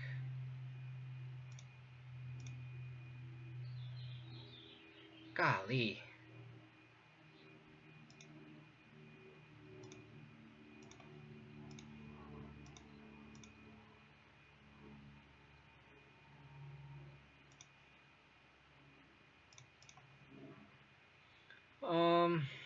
I guess we just play Yorion.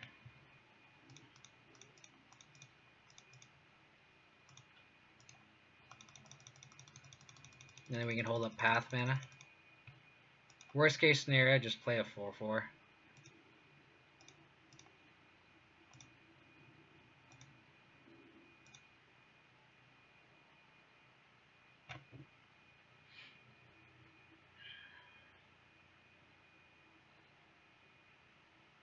Opponent's also flooding pretty hard. Soulscar Mage, sure.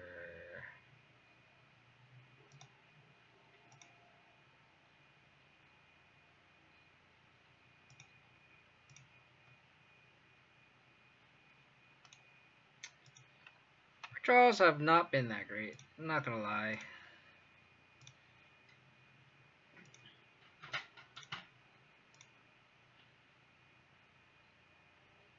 But our opponent's also kind of flooding out, so they're kind of like evening, like both our draws are kind of pretty horrid. Hopefully we draw an Oath or a Rhino and we win the game. Cling to Dust. It's fair. Ooh, targeting Ephemerate. Good eye. Good eye. Good eye.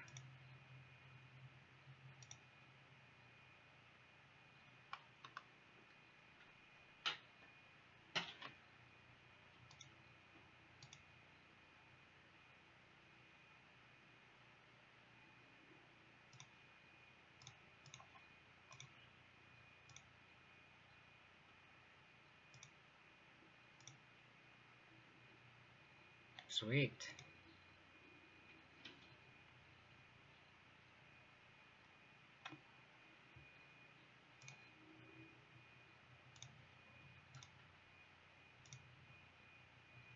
Double Heart climbing and then clutch.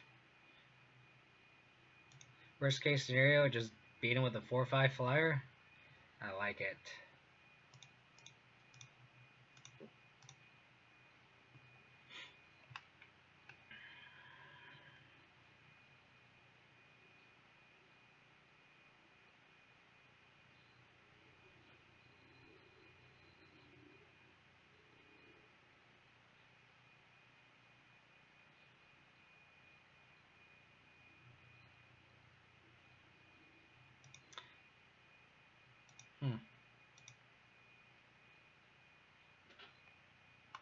Oh, I forgot there's a Flicker Wisp in the yard. So they gain 3. So they're not dead. I'm just gonna shock them. Helix them. So then our Yorion is still lethal next turn. So they need like a burn spell to shrink our Yorion. I guess I should have Pat. No, even then, like they could just bring it back with Luris.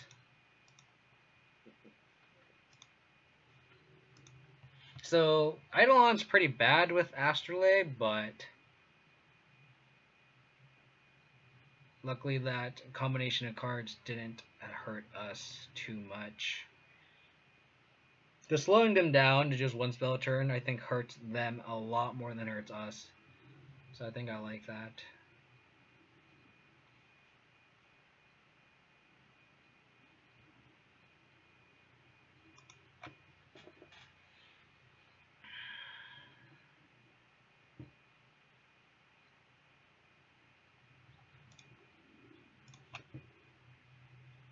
Because even then, if they had a Bolt, Yorion would be 1 power, so I guess they would still get 1 more turn. Oh, golly.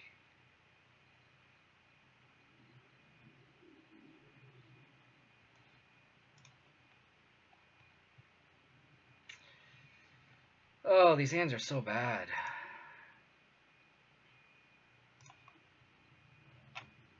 Two cards? I think land Flicker Wisp is of the cards I have to go. I guess Flickerus could undo our mulligan here, but I think we need the Rhino plus the acceleration. We could go also like this, but the Flickerus doesn't do anything, so I think I like just bidding the Flickerus plus the land. Go like that. Maybe just leave that alone. Bottom these two.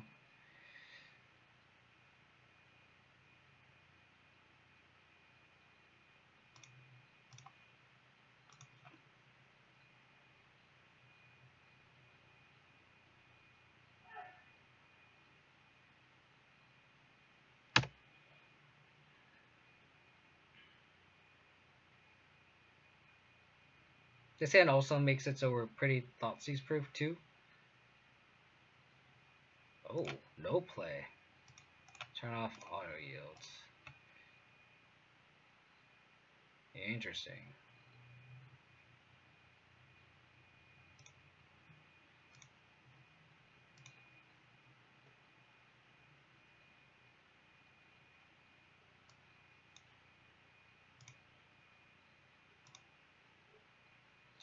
I kind of want to play as Astrolabes here, if anything, because I just smell a bolt coming. So I just like, I'm just going to make it so like they waste their first turn. And then I don't want to get my Astrolabe Thoughtseize. That'd be like the worst case, and we just drew another Flicker Wisp. I just Psycho Cling, that's fine. That's a sign of weakness for sure.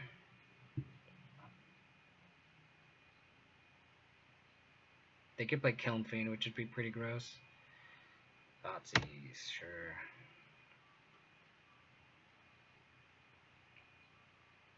So now we just need to draw lands.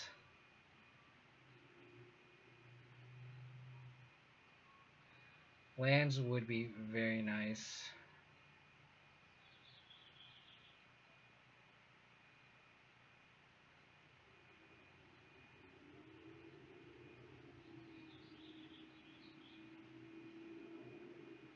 Not these 4-drops. God.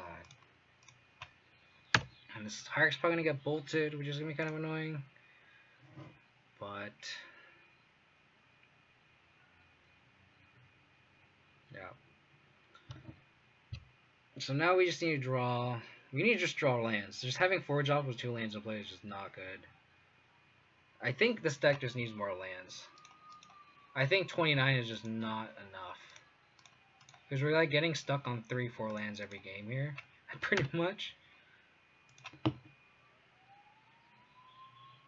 Swamp's good.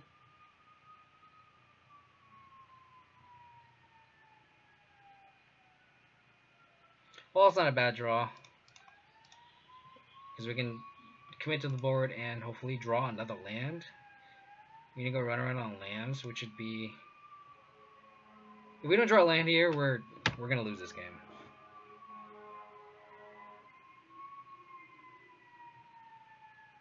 It's pretty annoying.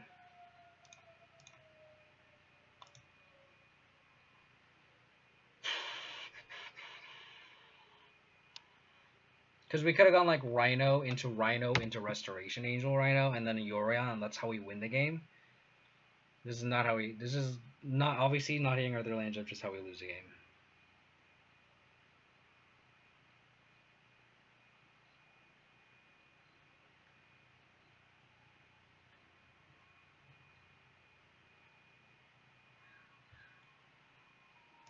Just a block. We have a wall in hand, extra wall in hand, so whatever.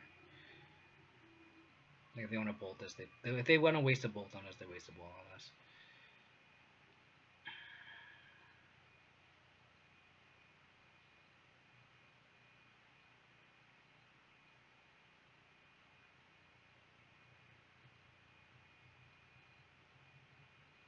Like, we need to help here. We need to like, we need to go like land into path.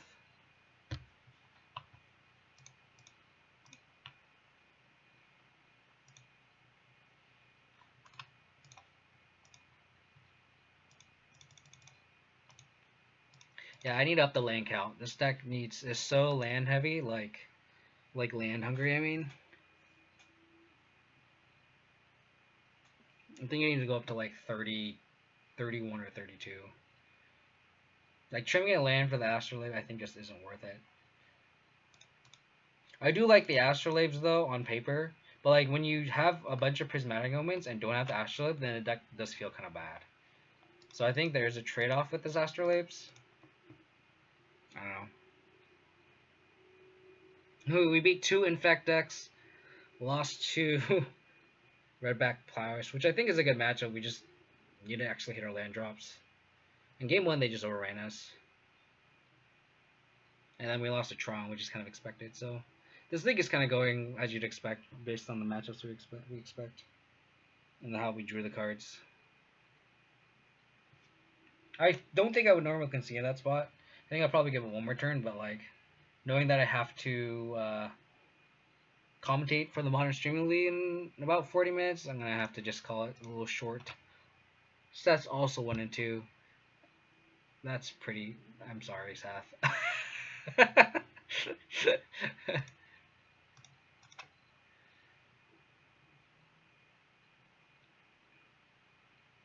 I think that's the downside about this deck is the deck is also very, very, very clunkily. You have like 4 Restos, 4 Rhinos, and a bunch of 3 drops as well. So it's just like it's definitely not the most efficient. You definitely gotta hope that you can survive. My opponent does not have a companion. So that's either really good or really bad for us. Could be Tron, could be Ad Nauseam. I do think Ad Nauseam gets good post board, but if it's Tron, we're kind of fucked.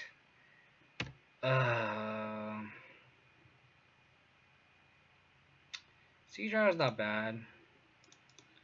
At least that gives us a clock. We should hope they don't have turn 3 Tron, which is a tall ass, to be honest.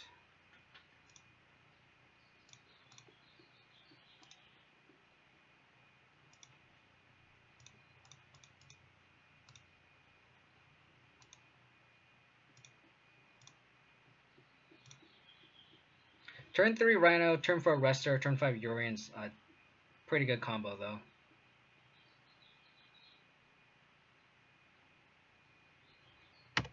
Wow.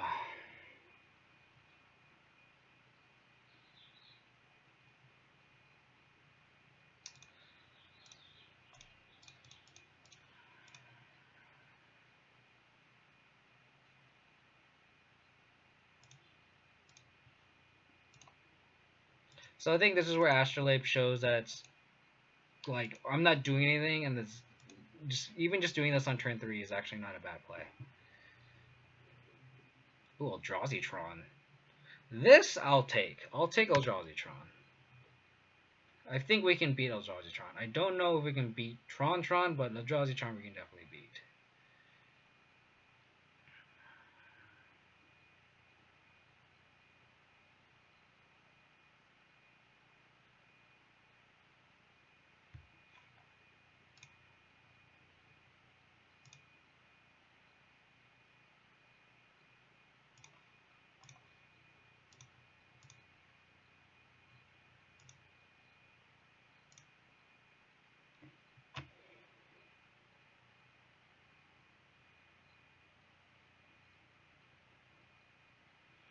We could resto the Thought-Knouts here if we're really scared of them attacking us, but I don't think that's something that we really need to be scared of.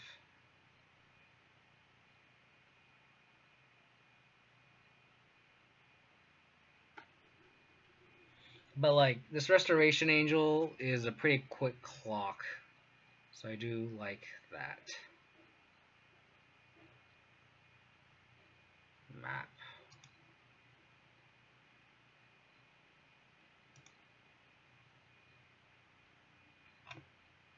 Sure.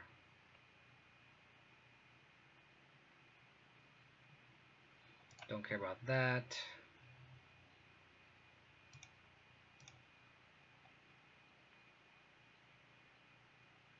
No attack. They're scared of our Restoration Angel, huh?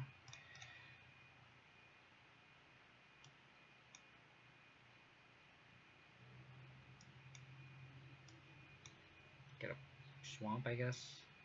Don't think it matters.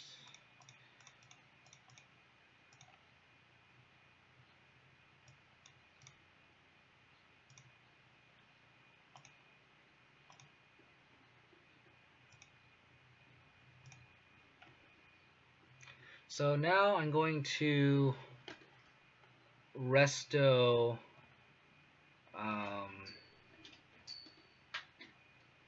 Flicker Wisp at my end step and target their. What do they search for? Search for tower.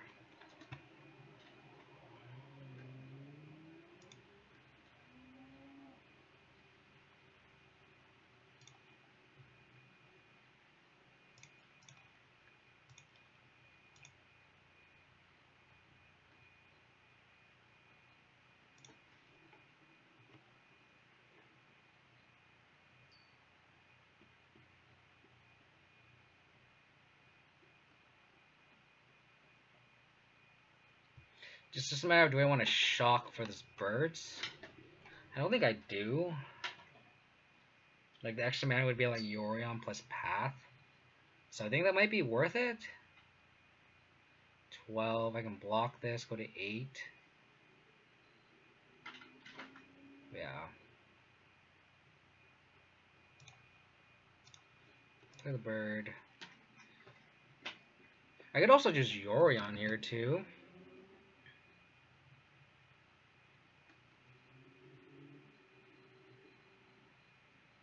No, I think I need a Restoration Angel on my end step.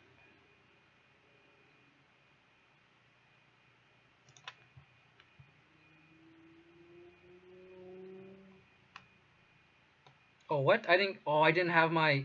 Oh my god, I didn't have my end step trigger on. Oh my god, that's so annoying.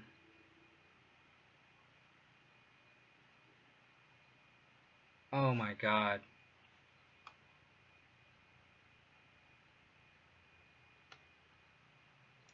I guess that doesn't matter here. Or I guess they can. Oh, god damn it.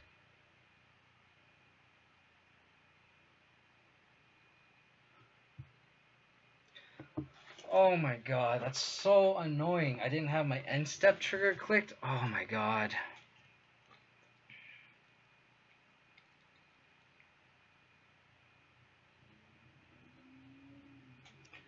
Oh, that's so annoying.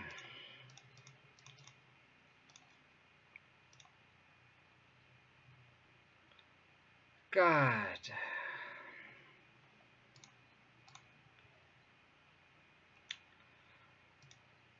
Oh my god.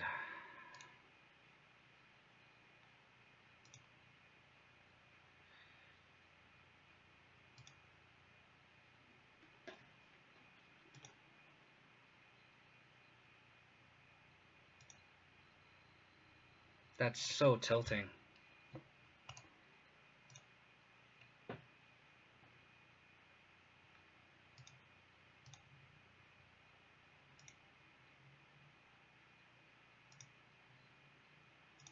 Oh my gosh.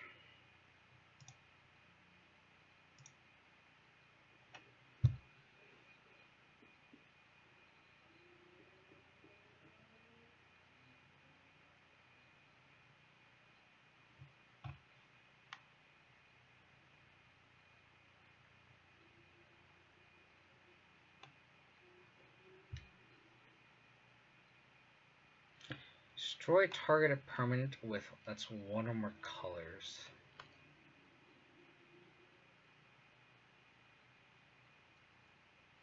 So I can attack it down. I can play a wall, an Eldritch Evolution for a Stonehorn Dignitary. Oh my god, it's a stupid end step thing. God damn it. Because I don't care if they do that. They have the minus. I don't want to. I don't want him to kill my Stonehorn. So let's do this.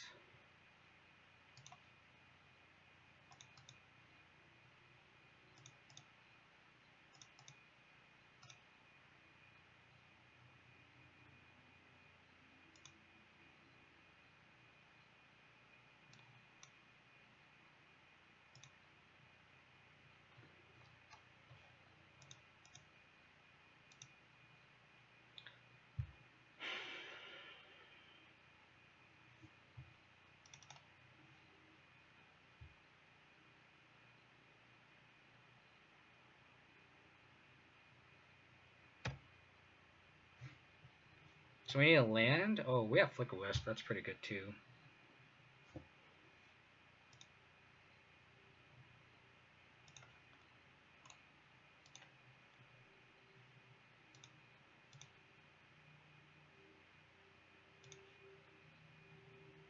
So we just need to like loop these.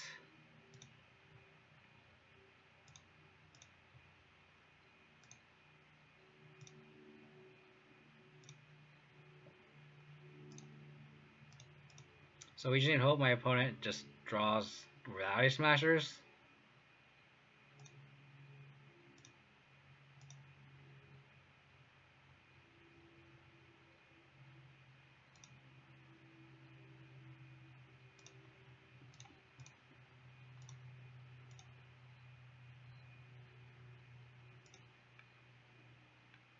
So even this doesn't lose to an all dust either.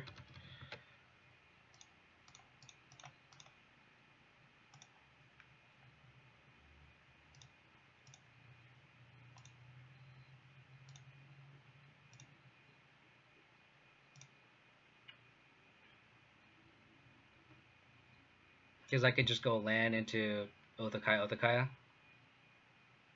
Oh my god. Thank god I won that game. I was so pissed I didn't have that end step trigger clicked. Oh my god. I would have been so mad. Oh my god. Stonehorn Dignitary, I love you so much. Let's see.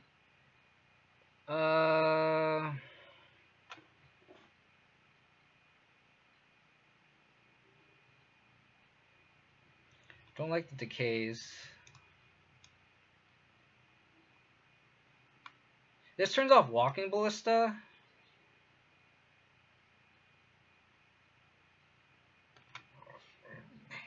Excuse me. Collector Roof also stops Walking Ballista.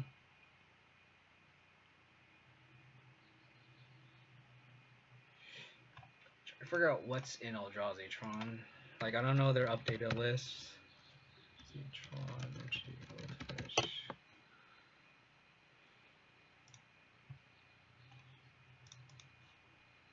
How much time do we have? A minute 48. So let's just put like these cards in just in case.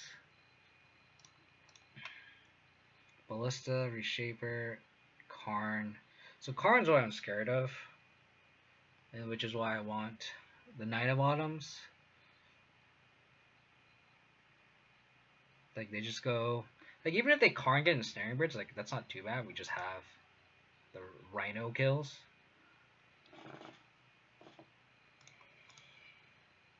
Like I don't want decays just for. I guess I do want decays for bridge, but like I'm not too worried about it.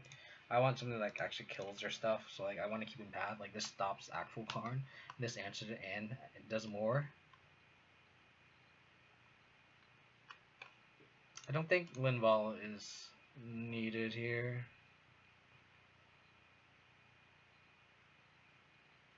Yeah, liquid metal coating. So I can see maybe like Collector Roof coming in over a wall. Go like that.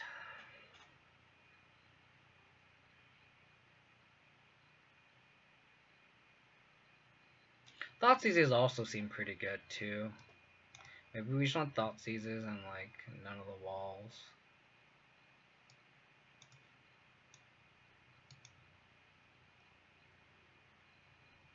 Especially on the draw. Like walls on the draw just seem so mediocre. And it's like now that we run Astrolabe, like trimming down on the walls actually seems fine too.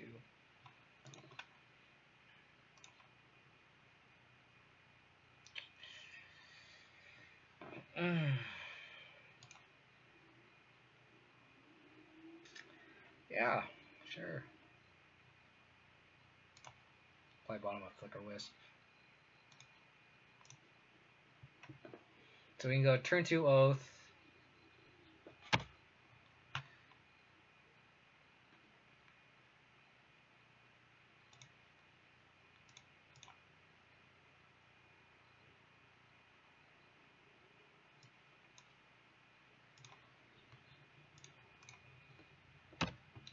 They have like a matter reshaper or something. Sure. Oops.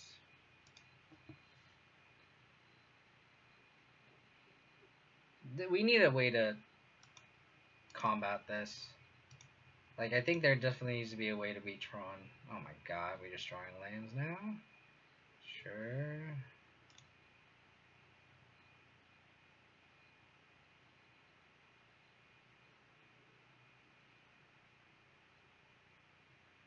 I don't think there's any value in casting this Othakaya now.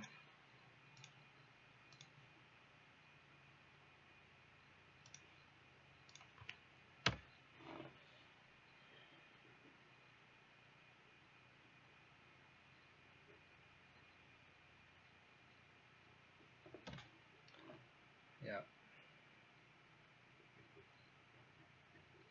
Wow. Really? Wow. I'll honestly, I'll take that trade. Oh my god.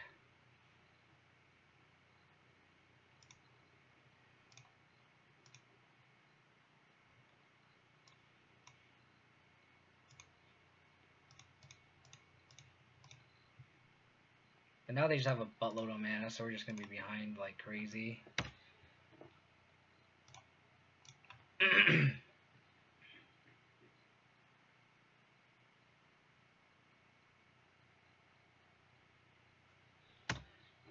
Oh, buddy.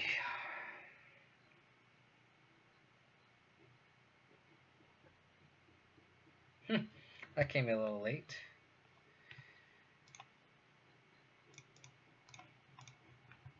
That was in your hand. A lot of goodies. Rowdy Smasher, Reality Smasher, Battle Skull.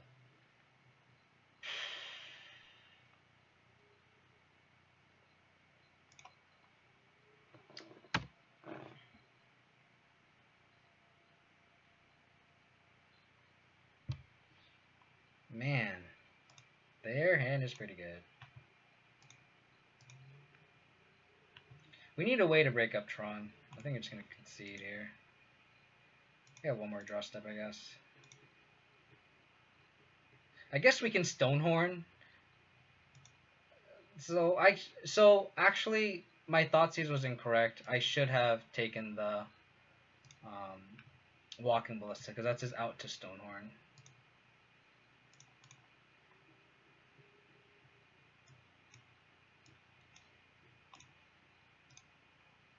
And I'm going to draw Stonehorn here, and I'm going to be pretty sad. Nope, I'm just going to concede.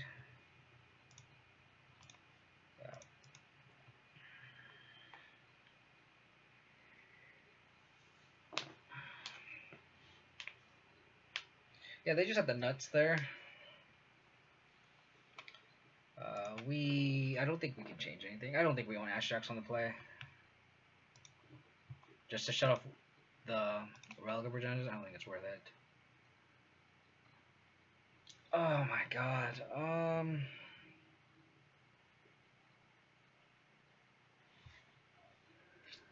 gonna mulligan this. I can see a world where we keep that, but if I'm also mulliganed, that's good. I think we bomb this Oath, actually. I think we want both Astrolabes. Go to 5. Go to 5. Just go to 5. Nope. We'll both go to 6.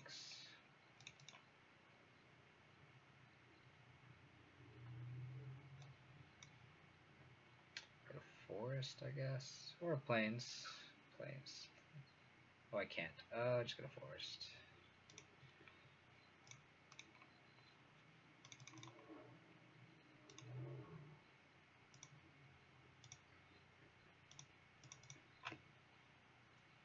Hope my opponent doesn't have a nutty draw. Sure.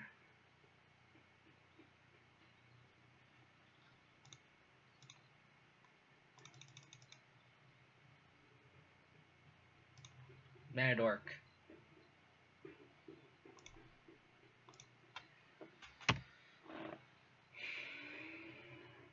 We really needed a dork there so we can accelerate into Rhino.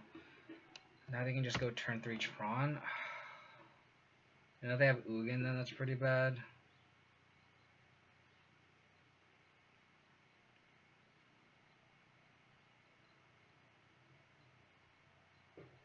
I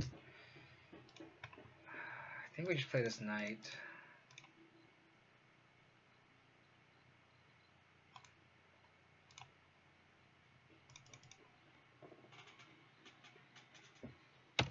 And then if they like kill it with Ugin, then we can just... It's actually fine. So I have turn 3 Tron both games. Oh god.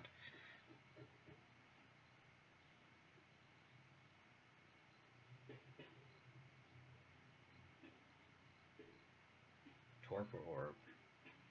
Cute. It's cute. Okay. Well, I'm glad I played this Knight of Autumn.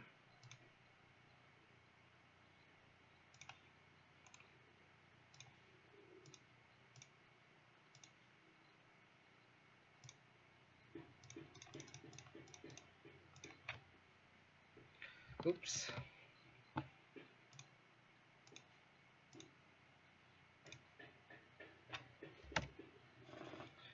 I mean, we can aggro them out here. As long as they don't have...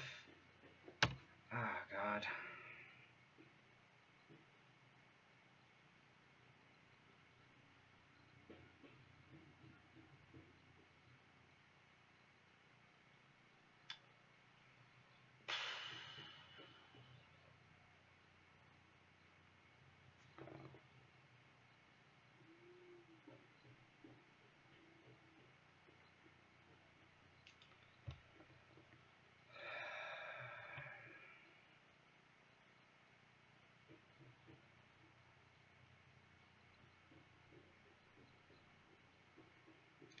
It's annoying. We definitely need a game plan against Tron. I think this Ashocks just aren't good enough. I do like the addition of Astrolabes, though. But play against like Tron twice in this league is just awful. I think so. I think the rule of stars we need to increase more lands in this deck, and I think we just gotta attack this Karn down.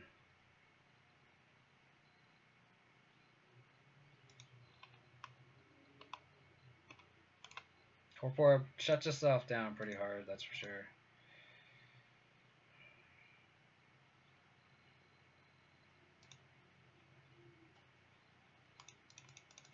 Our hand would be pretty good without... If my opponent just didn't have the Karn. It's unfortunate. They just have turn 3 Tron into Karn Torpor, it's pretty good.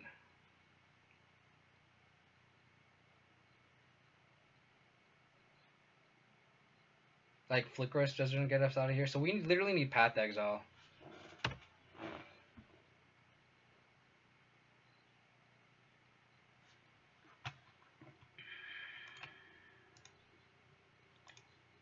I guess we should have kept in Decays for Torpor Orb. I didn't realize they were going to bring in Torpor Orb. I guess that's just something that I missed. Yeah, it's just right there.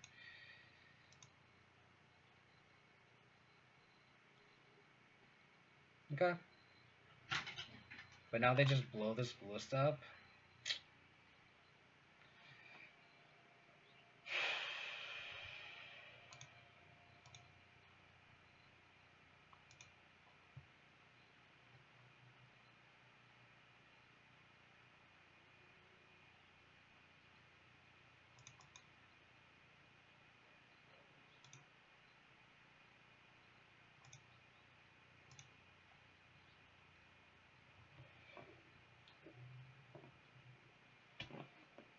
Can't even Flick Wrist for Blisso, which is kind of annoying. Yeah, I don't know how we win this game. They needed to like literally draw all blanks.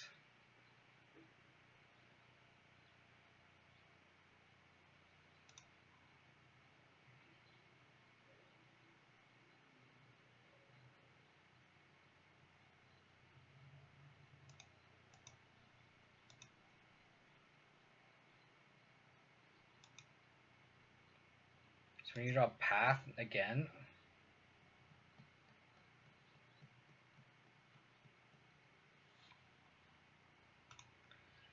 His frame rates aren't very good against in the face of Torp Orb. I guess I should have kept in Decays, but that's just it seems so bad when you just have like Ugin and Donut here in Reality Smasher.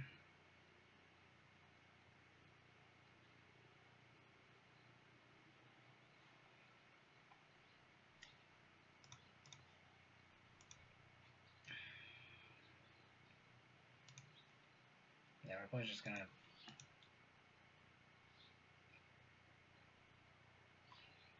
Oh, I hate Tron so much.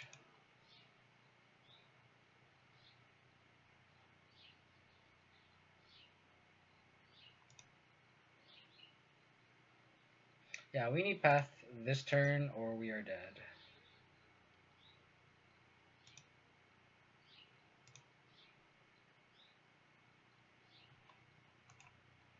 GG's.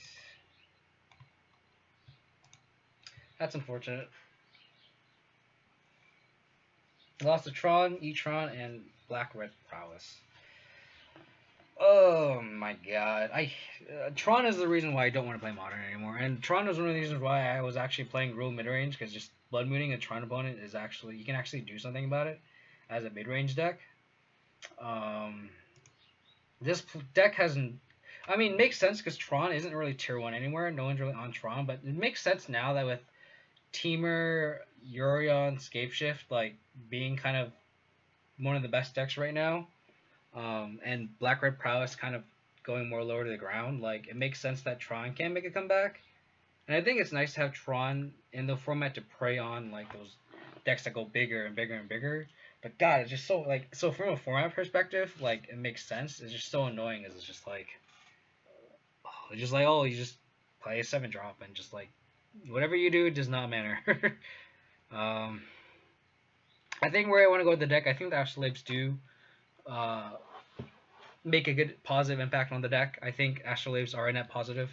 I think there was like a 2-3 times where I just Flicker Wisp and Astrolabe, and it just was something that I could just do just to commit something to the board and draw an extra card. So I think Astrolabes are exactly where we need to be.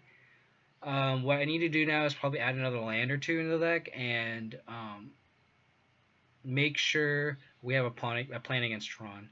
And I think, I don't know if we just need like more Fulminators or something, or maybe we need like a Damping Spear. We just need like some creature that like turns off Tron land, and I think that'd be perfect because then we can just Eldritch Evolution into it. Like we need like a 2-mana creature that's a Damping Sphere effect. Excuse me.